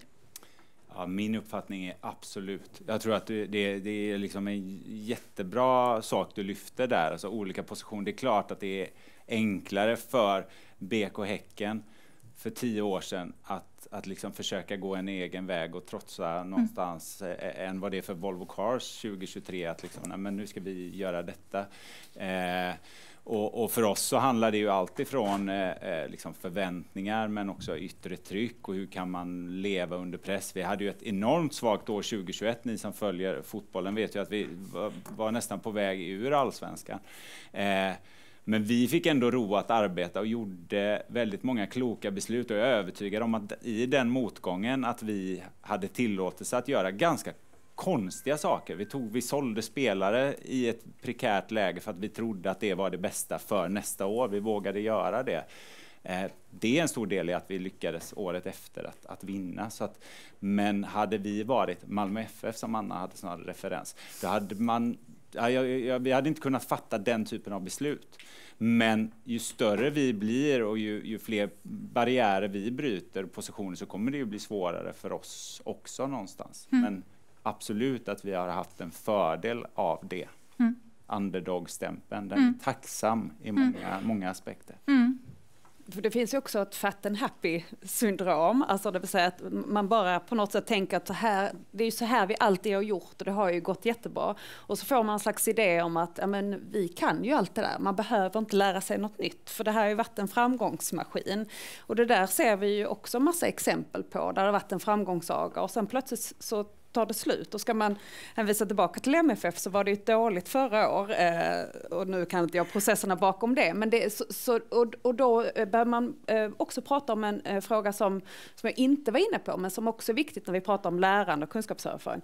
Behovet av att avlära dåliga processer. Det vill säga nu måste vi lära nytt. Det har blivit så institutionaliserat, alla vet vad det ska göra och kocken lagar samma mat eller vad det nu kan vara. Och då behöver man också vara modig att säga att det här har fungerat tidigare, nu behöver vi tänka om. Och då behöver man så att titta på hur lär vi oss och liksom prata om lärandet. Som man också ibland tar för givet. Så att det där, och det är ju också när man pratar om kultur att det kan också finnas behov av att liksom avkoda den. Man har kanske fått in en annan kultur. Jag vet en delägare på Mannheim sa att det är oerhört viktigt vem vi rekryterar. För möjligtvis får vi kanske in en fel medarbetare. Men om den sen blir delägare och börjar sin tur rekrytera så får vi in liksom någonting annat.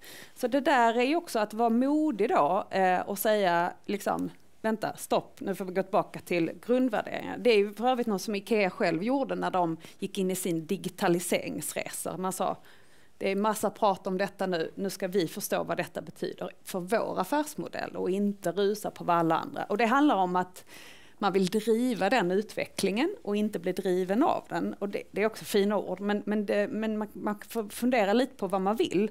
Och då bör man också titta på sina liksom, processer för det. Så jag tänkte att du sa att ni vill leda den idrottsutvecklingen. Det är ju liksom en sån ambition. Så att, jag tänker på det här att vi är ju långt ifrån underdog, men däremot ser vi är en relativt liten spelare i bilbranschen om man tittar på antal fordon vi säljer och vi jämför med andra stora bilbolag. Det ger oss vissa fördelar, exempelvis när vi då bestämde oss för att gå helt mot elektrifiering.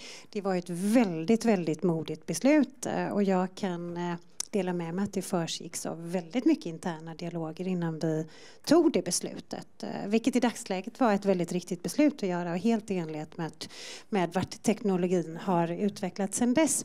Så det är en fördel vi har. Men sen vad gäller hur får man med sig organisationen, det här apropå kultur. Jag skulle vilja säga att vi jobbar ju väldigt mycket med att sätta global gemensamma värderingar och så vidare. Men vi kan ju inte vara naiva heller mot det faktum att det är klart att det finns lokala avvikelser i detta. Och det ska det göra. För att vi är ett bolag som tror på diversity and inclusion. Så det innebär att det här är kommunicerande kärl. Och vi måste prata om det här även på lokal nivå och ta intryck av det.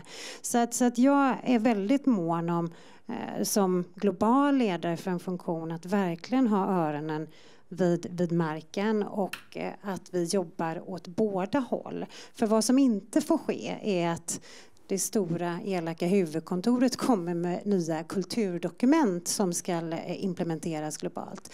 Så att det innebär att för att det här verkligen ska fungera i praktiken så måste man ha en väldig förståelse för lokala, nationella, regionala avvikelser. Men hur ser vi till att vi ändå kan leverera på våra prioriteringar? Och det är ju en av de komplexa utmaningarna jag har. Men avlärande, tänker jag, som Anna pratade, det är ett superord egentligen. Ja. Framförallt i någon slags utvecklingsresa. Att du får ju bara plats med x antal uppgifter eller liksom, då behöver du släppa några längs vägen. Och jag tänker, i den resan som Volvo har varit så måste det ju vara enormt komplext. Men för mig handlar det inte om avlärande på det sättet, utan det handlar om att omprioritera. Det är det jag menar, att det finns mer och mer saker som ska levereras, så då måste vi också vara väldigt tydliga med vad det är vi inte ska göra. Sen vad gäller att lära sig nya kompetenser, då är det mer att de blir mer relevanta just nu. Sen att vissa faller i träda, det må vara hänt, men framförallt handlar det om att hela tiden lära nytt. Men för att möjliggöra det så måste man också ha tiden att avsätta just för att göra den resan som är ständigt pågående. Vi har fått in lite frågor innan på mejl. Och en intressant här som anspelar på det som ni alla tre har varit inne på, det här med vikten av att bygga en gemensam kultur, att bygga på gemensamma värderingar. Den här frågan är: hur kan man i organisationer där medarbetare sitter allt mer på distans bygga laget? När vi liksom inte möts och stöts och blöts så befäster våra värderingar. Pernilla, du måste ha erfarenhet av globala organisationer. Det är en jättebra fråga och det finns inget enkelt svar på den här. Det är delvis individuellt. Vad behöver varje enskild individ? Jag tror att vi har lärt oss väldigt mycket av den här resan genom att arbeta hemifrån delvis. Det finns en hel del bra saker som vi har lärt oss genom det. Att man kanske kan förlägga delar av sin arbetstid hemifrån. Men jag tror på det personliga mötet för att vi är människor. Och den personliga integrationen, den är otroligt viktig. Bara stå här idag. Vi har träffats på Teams en gång tidigare. Nu ser jag helt andra personer. Det ger mig så mycket energi. Det ger mig så mycket bättre förståelse för vilka ni är och vad ni står för. Och jag tror helt enkelt att vi är inte maskiner. Vår utgångspunkt på Volvo personvagnar är att utgångspunkten är att man jobbar från kontoret. Och jag ska säga det att vad gäller juristfunktionen så var det även så innan pandemin att naturligtvis så jobbar vi från kontoret, men vi är hela individer. Vi har även ett privatliv och det ska vi ha. Det månar vi väldigt mycket om. Och ibland så är det mer effektivt att utföra vissa arbetsuppgifter hemifrån. Men jag har en stark tro på det personliga mötet. Och det är det som gör oss unika istället för maskiner. Det finns vissa arbetsuppgifter som kommer tas över av maskiner i framtiden. Det är jag helt övertygad om. Men det är det som kommer vara nyckeln till framgången. Hur ser vi till att fortsätta att utvecklas och använda just det vi är bäst på, vi människor? Ja, en annan sån där klokskap, jag tänkte du sa det Marcus, att det är på papper att du är klok, Anna. Det är absolut ingen garanti för att man är klok, för att man har läst en massa. Utan jag tycker som sagt att det som jag har lärt mig, det är också här klokskap från praktiken. Och en sån observation, detta hade man väldigt roligt av på Mannheim & Swartling, att det tog mig 5 år för att komma fram till att fika är jätteviktigt på IKEA för kunskapsöverföring. Och efter 1,5 år på Mannheim & Swartling kan jag säga att det var lika viktigt med fika där. Men det är ju, på tal om det här personliga mötet, vad det handlar om, det är ju de här spontana samtalen. Man tittar in på liksom, i någons kontor eller i det öppna landskapet och sådär. Så att vad vi har lärt, och jag tycker att det är så intressant, den här frågan är intressant, för att det pågår en sån debatt nu om att en attraktiv arbetsgivare ska erbjuda att man kan sitta så här mycket hemma för att det är många som vill ha det. Och jag ska säga så att kunskapsläget det är inte så klart. Det finns många som säger att det är många fördelar, det finns många som säger att det är många nackdelar. Idag är jag studenter som tittar på det här med remote work och sådär, som för övrigt inte är ett nytt begrepp så, utan det har ju varit det här pendlings så.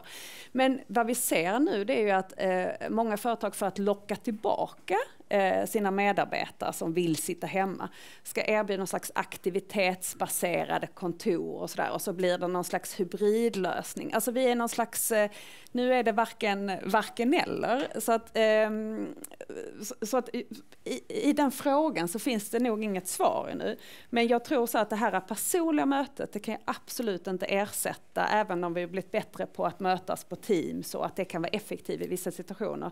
Så det här spontana mötet, det kreativa idéerna, som liksom, det kan ju inte ersätta det. Och sen så finns det väl också en sån där rent rättslig, att man har ett arbetsgivaransvar, att man behöver vara på arbetsplatsen, som inte heller ska, som jag tycker inte man har sett i den debatten. Absolut, och sen så tycker jag man måste också, eller man får inte glömma av att det finns vissa arbetsuppgifter som inte kan utföras hemifrån, exempelvis spela fotboll. Nej, det är svårt att göra hemifrån. Men även att montera bilarna i vår fabrik. Så att det lite grann så blir det sådär lite fel balansgång i hela diskussionen. För vi pratar om oss white collars och att vi kan visst utföra våra arbetsuppgifter hemifrån, men så är inte alls fallet. Så att jag tror att du säger att det är många oklara frågor som snurrar runt, men vi har i alla fall landat som bolag vad som är vår utgångspunkt, och sen får man utvärdera det efter tid. Men det personliga mötet och det som vi då kallar the magic happens in between.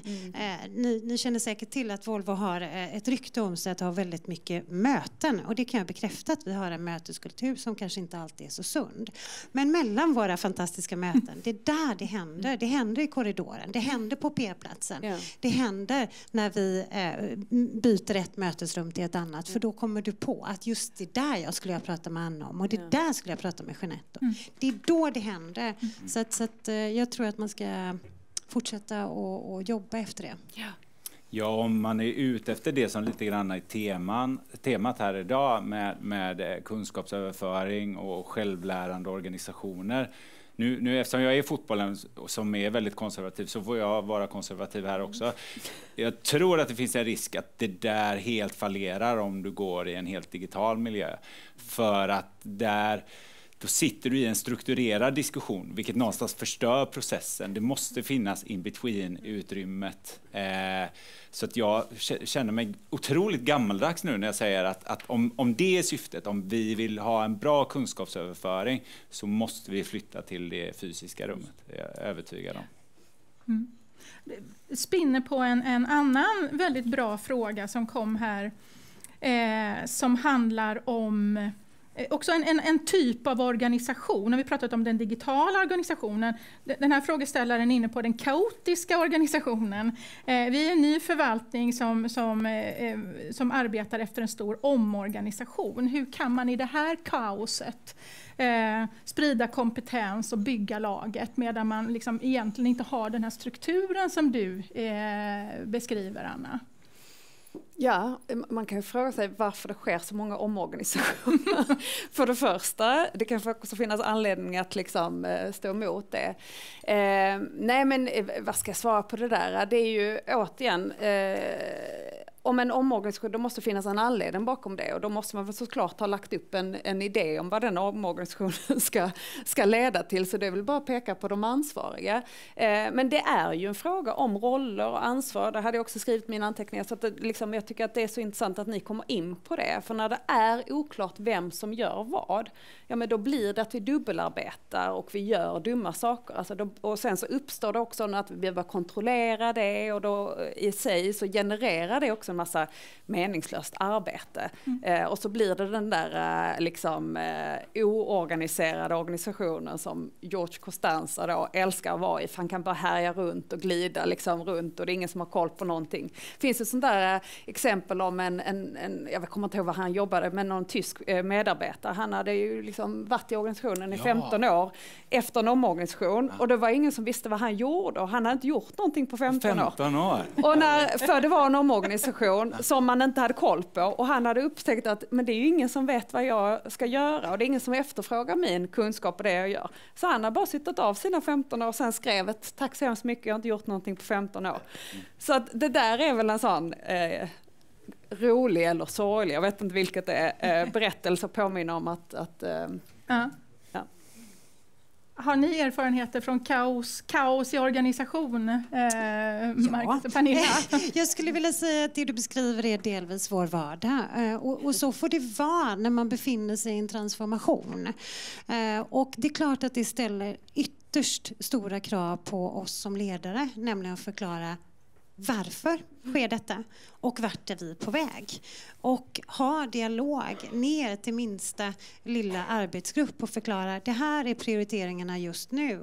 Och det man beskriver där är väl det som vi har jobbat med inom vissa delar av våra organisation som är med det agila arbetssättet. Så att då får man ställa om. Vissa delar inom vår R&D har gjort det.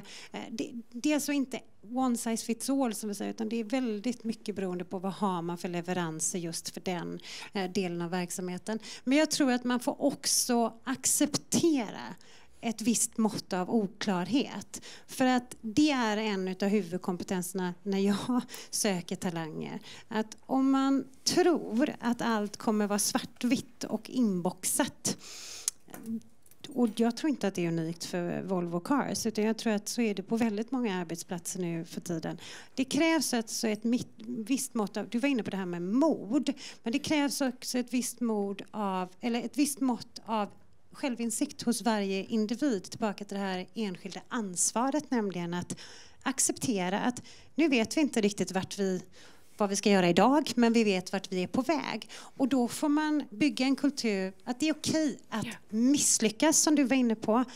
Idag blev det kanske inte riktigt som vi hade tänkt oss, men då tar vi nya tag imorgon. Bara de huvudsakliga, de större målen är klara. Så att jag tror att kaos är någonting. Kaos och förändring, det brukar jag säga till mitt team. Det kan vi. Det är vår vardag. Och sen ska vi som ledare försöka bryta ner det så att det blir så lite som möjligt av det. För det får inte leda till ineffektivitet. För jag bara, du har sagt massa klokt att säga, Marcus. Ja, men jag vill bara säga det där med effektivitet. Alltså, det är där den här uppföljningen är så viktig. För att oftast är det att vi ska effektivisera en omorganisation, och så det är det vi gör.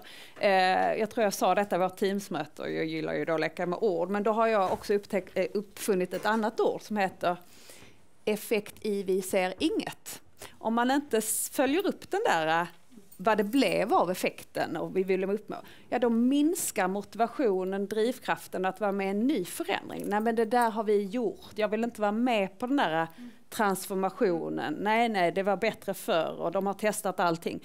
Så det är oerhört viktigt att följa upp det så att alla är lite med på att ja, det är lite kaosigt nu, men det kommer bli detta och man kommer berätta för oss sen vad det blev. Så att, men som ledare är det då också okej att säga vi har inte alla svar just nu. För att gör man inte det, ja, men då förlorar man i trovärdighet och då får man inte med sig organisationen. Så att jag tror att det handlar väldigt mycket om att ha dialogen så att alla förstår.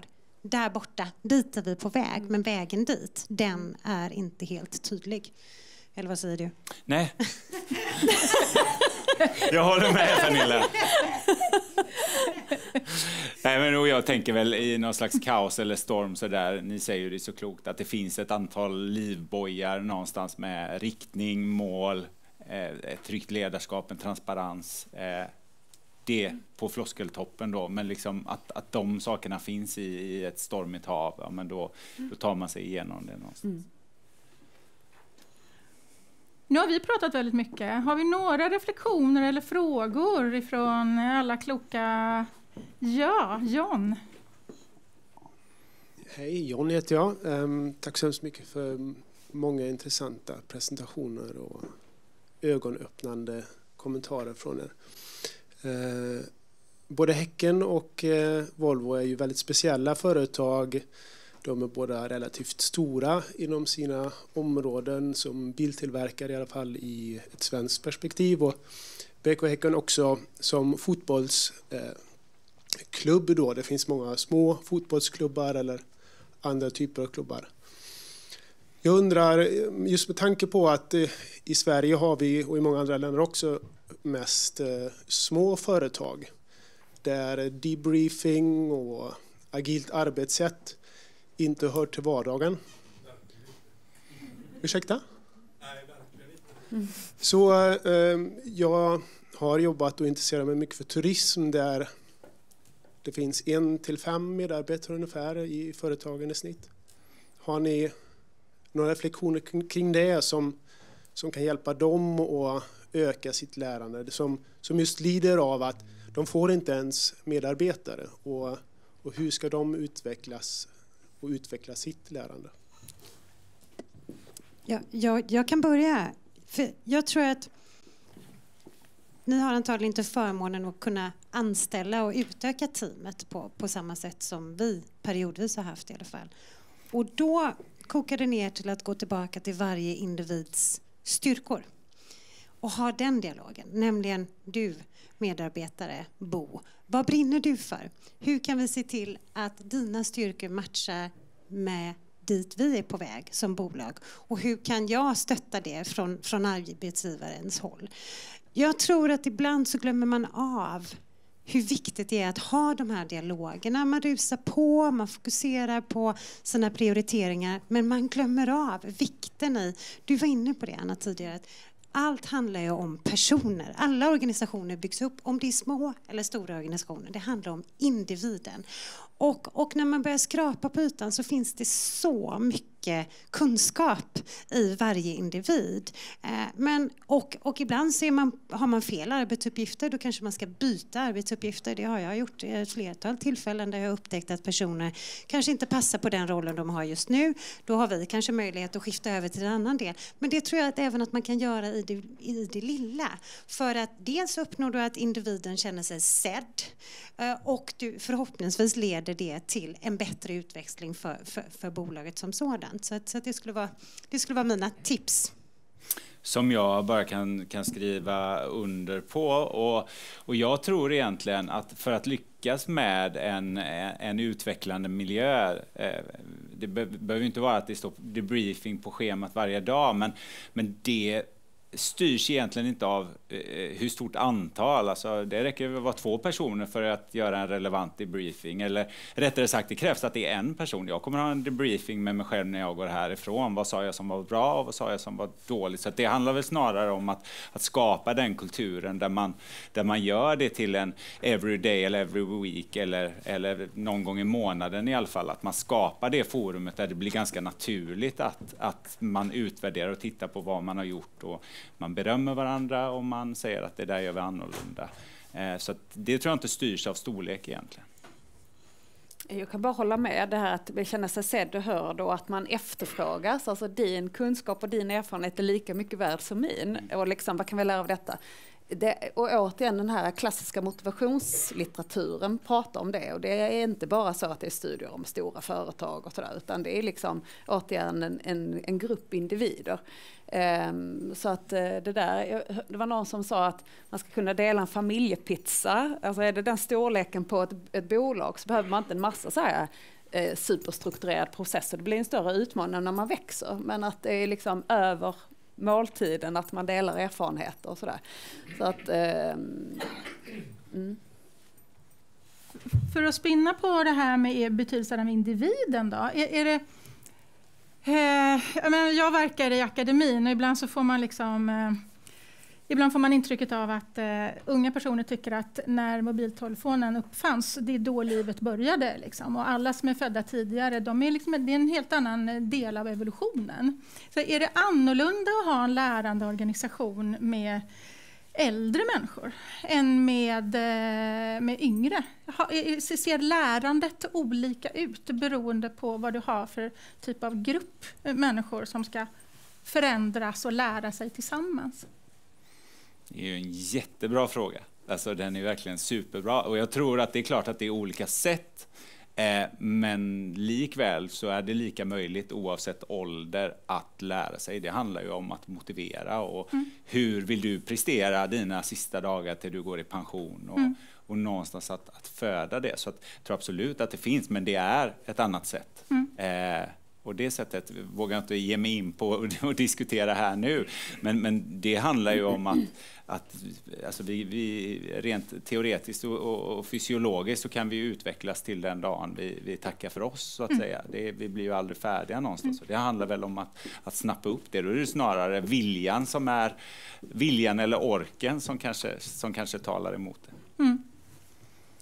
Och jag tror, och jag hade ju med det på en av mina bilder där med den nya generationen, de nya generationerna, vilka utmaningar det ställer på oss. Men jag tror på det här med mångfald också vad gäller ålder. Så att när man sammansätter grupper som jobbar tillsammans, att det är väldigt bra att mixa inte bara över länder och etnicitet utan även ålder. För att det finns en otrolig 1 + 1 blir 3 om man ser till att alltid ha med sig att ha mixade lag när man jobbar i projektteam. Det förutsätter då att man har en aktivt lyssnande inställning till varandra, det vill säga att man har det som grundvärderingar. Men jag är väldigt ödmjuk inför uppgiften. Hur kommer vi kunna leda och motivera de nya generationerna som är på väg ut nu? Så att jag ser lite med skräckblandad förtjusning fram emot detta, måste jag säga. Så att jag ser fram emot att förkovra mig inom det området. Bara kort, vi pratade om det på lunchen, alltså om ChatGPT och vad det innebär att allting är sökbart i en mobil på ett helt annat sätt än vad det var för 40 år sedan eller 20 år sedan eller så. Såklart så innebär det ju utmaningar men också möjligheter ur ett pedagogiskt perspektiv. Men likväl, jag tror Per Kramer sa det när vi pratade, att vi inom akademin måste då prata om vad är kunskap och hur lär vi oss. Och det där är ju på något sätt generiskt. Det förändras ju inte med tekniken utan det är snarare hur vi använder den och hur vi ska möta det. Och det där tycker jag är faktiskt också jätteintressant, för vad jag har sett i mina senaste forskningsprojekt som just handlar då om lärande mellan akademi och praktik. Det är frågor som vi har pratat för lite om. Så jag tycker att vi forskare har ett arbete att göra. Det var därför jag kort sa det här med metoder. Vi behöver berätta om hur kunskapandet sker. Och liksom skapa nyfikenhet för det. För varför ska man gå till en forskare om man snabbt kan googla upp det? Alltså vi behöver berätta om vad som särskiljer vår kunskap från den klokskap som ni står för. Och återigen liksom prata lite om våra roller i samhället. Så det är en superintressant fråga och som jag tänker att massa pedagoger och sådär och filosofer såklart som också skulle delta i ett sådant samtal. Men som sagt, kunskap och lärande, det är ju någonstans generiskt, så att det förändras ju liksom inte. Nej, och jag kommer inte ihåg vem av er kloka det var som någonstans pratade om den fysiska känslan i att ta till sig kunskap som vi kunde applicera i min värld då på fotbollsspelare. Att någonstans muskelminnet, du gör din övning, den sitter där. Genom en snabb googling så kanske du får fram svaret, men du har ju inte fysiskt känt den på det sättet. Exakt. Och det är ju väldigt intressant hur akademin, det blir ju ert uppdrag här att säkerställa hur hur det blir kvar någonstans. Och precis, man pratar om att förkroppsliga kunskapen och det är jätteviktigt. Och där tycker jag också vi har pratat om det. Man kan ju ha kunskap då, men det är egentligen själva kunnandet, viljan och förmågan att använda den, att liksom göra det med kroppen som på något sätt utvecklar den. Det är ju liksom inte det där i att den bara flyter runt som en 1 och 0 liksom. Så att, och där tycker jag, det är därför jag sa också att det finns så mycket intressant att lära av olika verksamheter. Och när man då också jobbar fysiskt, liksom, när man bygger bilen, när man spelar fotbollen och sådär. Reflektioner kring det. Vi hade en fråga här uppe. Ja, stämmer. Johan heter jag. Jätteintressant att höra era reflektioner och insikter på de här diskussionerna. Pernilla, du sa att ni hade växt från 10 styckna ungefär till 40 och jag förmodar att alla gläds åt det. Marcus, ni har inte växt från 11 på plan till 40 på plan. Nej. Och samtidigt har man individer som vill känna trygghet i gruppen och så vidare. Någon reflektion, hur spelar det här in på individnivå när man har ett begränsat antal platser i ett lag? Kontra, som du Pernilla, du kan växa och alla kan få framgång med det. Vad gör det med tryggheten för en personen, modet och våga och så vidare? Hur tänker ni på de förutsättningarna? Ja, jag tycker det är en jättebra fråga. Och jag tror att hela elitidrotten är ju uppbyggd på någonstans. Vi har väl alla skräckblandade minnen kring ettaväljare på gympa någonstans. Så att det är liksom på tal om kunskap som känns eller lärdom som känns. Så att, och det är ju en väldigt naturlig del av elitidrotten. Och jag ska inte säga att det är så enkelt som att men som elitidrottare så är du förberedd på det. Det är ju lite för enkelt. Men där tror jag att rätt ledare med rätt kommunikation som också förklarar varför startar inte du den här matchen eller varför får du inte ens vara med i truppen den här matchen. Du behöver jobba på detta. Men det kommer ju likväl vara så att varje gång någon hamnar utanför så är den spelaren otroligt besviken. Och det är ju också så här, det kan vi inte heller ta bort, för det är ju det som någonstans blir drivkraften i att slå sig tillbaka in i laget. Så det här är en sån fråga som säkert våran kloka tränare hade kunnat svara mycket bättre på, för han lever ju i det varje dag. Men där kanske vi har förmånen, för det är klart, Pernilla kan ju inte helt plötsligt säga att hon ska vara 80 personer ändå. Så någon slags begränsning finns det. I idrotten så är den begränsningen, den är en del av spelreglerna någonstans. Vilket kanske gör att det blir enklare. Men man älskar ju frågor som man inte kan svara på. Det är ju, då är det bra frågor. Då lär vi, eller hur? Ja, superbra. Det var en jättebra fråga. För att jag menar, det ska vi också bära med oss, att så länge vi växer och säljer mer bilar så kan vi fortsätta växa. Men det är också så att vår värld blir mer och mer reglerad. Och nu har jag ju undvikit att bli för juridisk här när vi har haft samtalet idag. Men nu får jag ändå chippa in här att naturligtvis är det så att det blir mer och mer komplext, regelverket. Och i och med att vi är listade, det ställer helt andra krav på oss som bolag. Så det är ju naturligtvis en stor förklaring till varför vi är betydligt fler jurister än vi var 2015. Plus att vi också har satt upp en helt ny governance-modell som vi kallar det, i och med att vi blev helt självständiga i samband med att Geely förvärvade oss. Så det finns ju flera orsaker till det där. Men jag är otroligt ödmjuk inför det. Om vi inte fortsätter att leverera och sälja våra fantastiska bilar och produkter så får vi också se över hur vi organiserar oss. Och sen finns det absolut inget självändamål i att fortsätta att växa, utan det handlar om att vara rätt person på rätt plats. Så att det är ju återkopplat till dig då, att rätt spelare i laget. Ja. Absolut. Och där jag tänker vi alla läste om ert stora varsel förra veckan. Det är väl att likställa då, om vi ska göra någon slags översättning, med de 4 spelarna som får sitta på läktaren då. Där tycker jag är ganska intressant att prata om. För där har ju ni varit, alltså man byter ut kunskap, för nu är det elmotorer, det är inte fossilmotorer, vi ska ha en ny kunskap. Det är ju ganska naturligt att göra det, men att säkerställa då det som vi har pratat så mycket om, kulturen i det skiftet, för någonstans så, ja men det kanske är där kulturen sitter. Så liksom hur man lyckas då, nu ska vi ha in ny kunskap, nya människor, hur behåller vi det som de här människorna bär på? Det är precis samma sak med fotbollsspelare som kanske bär kulturen i omklädningsrummet och helt plötsligt blir 36 och spelar sin sista match och helt plötsligt inte är där i omklädningsrummet. Vem tar den rollen? Och vem säkerställer att den som tar den rollen håller sig i någon slags den kulturen vi vill vara? Och där har ju ni en jätteintressant utmaning i det där. Och det är ju ingenting specifikt som händer nu utan någonting som vi fortlöpande naturligtvis måste jobba med och bygga den här. Dels motivationen men också någonting som jag pratar mycket med om det engagemanget. Även i tid av kaos, komplexitet eller stora förändringar så är jag övertygad om, många ledare säger att men det är klart att vårt engagement score, alltså motivationsundersökningen, att allting gick ner. Nej, så behöver det inte nödvändigtvis vara. Om du gör förändringen på ett sätt som gör att medarbetarna förstår varför, så kan det faktiskt leda till en ännu bättre engagemangsnivå. Plus att det leder till effektiviseringar. Så att det är ingenting som man kan börja jobba med utan det är någonting som man varje dag måste ingjuta som en del i väggarna. Oavsett om den här personen försvann ur omklädningsrummet så ska det sitta i väggarna. Det är jag övertygad om att då har du fått en kultur under förutsättning att den då är i enlighet med dit bolaget vill att man ska gå. Men det får inte vara beroende av en individ. Det tror jag är väldigt viktigt. Anna?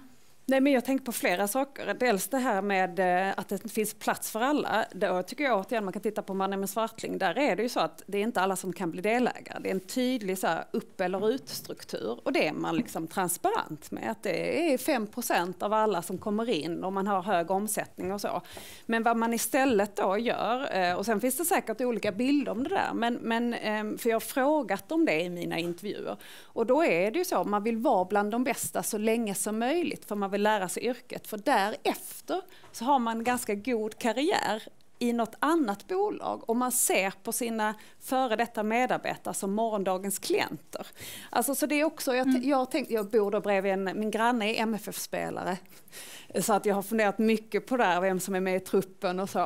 Och det är väl, och med all respekt för att inte jag kan all den där dynamiken, vad det innebär. Men jag har funderat på det. Är det så att man bara är fotbollsspelare? Eller kan man liksom ta in en annan roll? Att man blir en konspelare? Att man blir den där kulturbäraren som ska lära upp nästa generation? Att när man på något sätt börjar bli den som blir omspringen av någon annan så kanske man ska ta en annan roll. På Mannen med Svartling är det ju så att man går in som senior delägare. Man är en kulturbärare. Man får inte vara delägare hur länge som helst. Det är ungefär som att man inte vara en elitidrottare hur länge som helst. Man kan liksom inte vara fotbollsspelare tills man blir 65. Eller kanske man kan. Men man tar en annan roll. Och det där är ju också en fråga om struktur. Att man, liksom, man tar också det pratet om att nu ska du gå in i en annan roll. Så att man...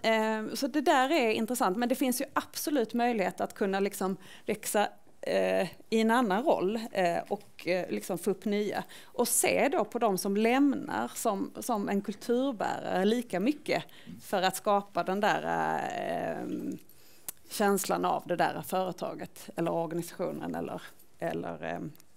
eller så. Så att, sen så det där med man bör ta bort kunskap. Det har vi också sett i forskningen. Att det är så här att nu måste vi ta in någonting annat och så grips man av panik. Och om man ska vara då den där lite kritiska forskaren. De organisationer som ständigt ser till att hänga med i utvecklingen. Där behöver man inte byta ut liksom ett helt lag som sitter med gamla kunskaper, utan där har man sett till att det ständigt utvecklas, man matchar ihop de äldre med de yngre så att det sker ett ständigt lärande.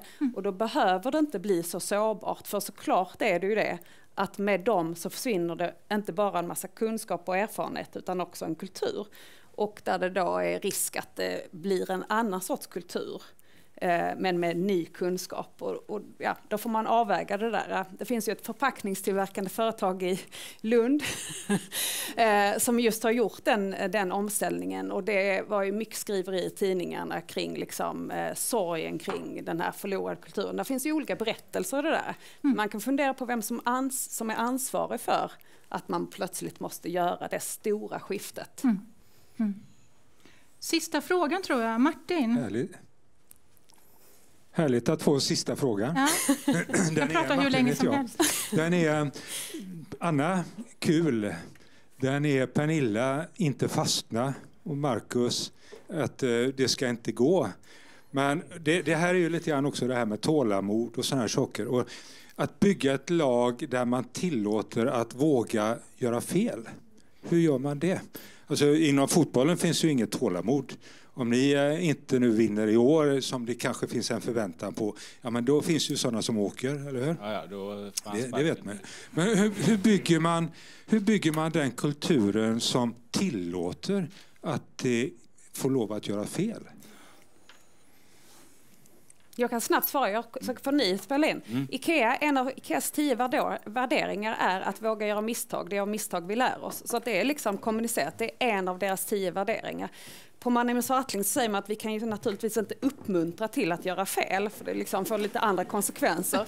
Istället har man sån här beer and pizza nights och luncher där seniora delägare berättar om sina misstag. Lite mer informellt. Det är också därför fika är viktigt och att man vill mötas. Man ska berätta det och den här berättelsen är också viktig för att det är så man kan komma ihåg det. Man kan ju såklart läsa det. Men det är också en del av kulturen att man har det där öppna samtalet. Så det är 2 liksom, ganska konkreta tips på hur man faktiskt kan jobba med det.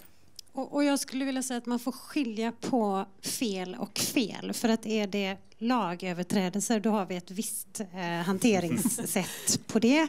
Men om det gäller att man begår ett misstag som kan vara vad som helst, då handlar det mycket om att ha, precis som du är inne på, en transparens kring det. Och jag tror väldigt mycket på att man som ledare ska ha den dialogen och våga visa sig faktiskt sårbar, våga visa sig mänsklig. Det glöms ibland av, för man tror att den traditionella ledaren ska ha svar på allt. Det har vi inte i dagsläget. Vi gör massa fel. Men jag tror att man också ska uppmana till att göra fel. För att gör man inte det, då lär man inte. Och tar man inget beslut så hamnar man i ett läge där man inte går framåt. Så att för mig handlar det väldigt mycket om att som ledare ha den dialogen och faktiskt dela med sig av sina egna misstag. För det börjar med oss. Ja, det där sista tror jag absolut är en nyckel. Och i min värld av idrott och fotboll som jag är, ja men där är ju någonstans misslyckande är ju hela tiden. Alltså, en träning pågår i 2 timmar. Du spelar bort bollen 20 gånger under de 2 timmarna. Du lär ju dig någonstans att göra det. Och då landar jag tillbaka till debriefingen eller liksom att du fångar upp efter dina misslyckanden, inte för att skälla utan för att prata om olika situationer, för att skapa en känsla av att det är fullt naturligt. Men det handlar ju också om att som ledare hela tiden uppmana till att våga. Och det är ju inte, det handlar ju inte om att uppmana till att misslyckas, utan det handlar ju om att uppmuntra till att våga göra det där som vi inte är helt säkra på att vi klarar av. Och med det så kommer ju någonstans misslyckandet också. Och om inte det fanns i idrotten, det finns ju, för er som följer fotbollen, nu förlorade vi ju här en match i söndags. Vi kommer knappt ihåg hur det är att förlora. Då mötte vi Halmstad bollklubb, jättefin klubb. De jobbar enormt mycket med riskminimering. Ni som kan fotbollen vet att Pelle Olsson är assisterande tränare. Inget ont om honom, men det handlar om att riskminimera. Och det är klart att du kan vinna fotbollsmatcher genom att göra det. Men utvecklingsmässigt för de spelarna så är det ju väldigt svårt att de känner men idag på jobbet, idag på matchen så lärde jag mig väldigt mycket. Jag ska inte prata om Halmstad, jag ska inte prata om andra klubbar heller. Fotbollen är precis som du säger jättedåligt tålamod. Det handlar om resultat och annars så ska man sparka någon. Bara någon får sparken. Det är liksom en naturlig del.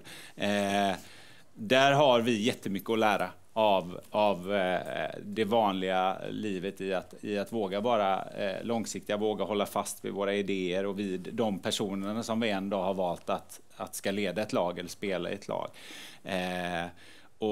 Och att skapa en tillåtande miljö där misstag någonstans blir naturligt, det gör vi bara genom att vi nöter det. Vi låter dem misslyckas igen, vi kör, men viktigt att fånga upp och försöka lära av det.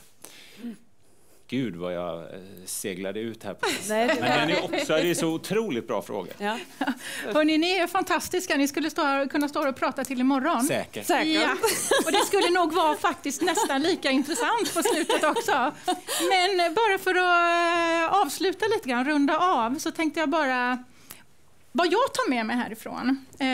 Och då är det ju först en liten sån reflektion utifrån min akademiska position. Vi går ju igenom lite grann det som du beskriver, Pernilla. Vi är ju mitt i en transformation. Alltså vi har överlevt en pandemi och vi har börjat inse att vi måste hitta den där balansen mellan liksom, digitalt och annat. Vi måste hitta vårt sätt att verka. Vi måste ju bli den här lärande organisationen, inte en utlärande organisation, utan vi måste ju liksom bli den här modiga, förändringsbenägna organisationen, för att våran verklighet förändras ju enormt. Vi var inne på ChatGPT som du sa. Det har ju liksom ställt allt på ända. Så det här är otroligt nyttigt för mig som akademiker. Sen tar jag med mig den här liksom självklara devisen att ska man lyckas som lärande organisation så ska man vara verksam på Hisingen.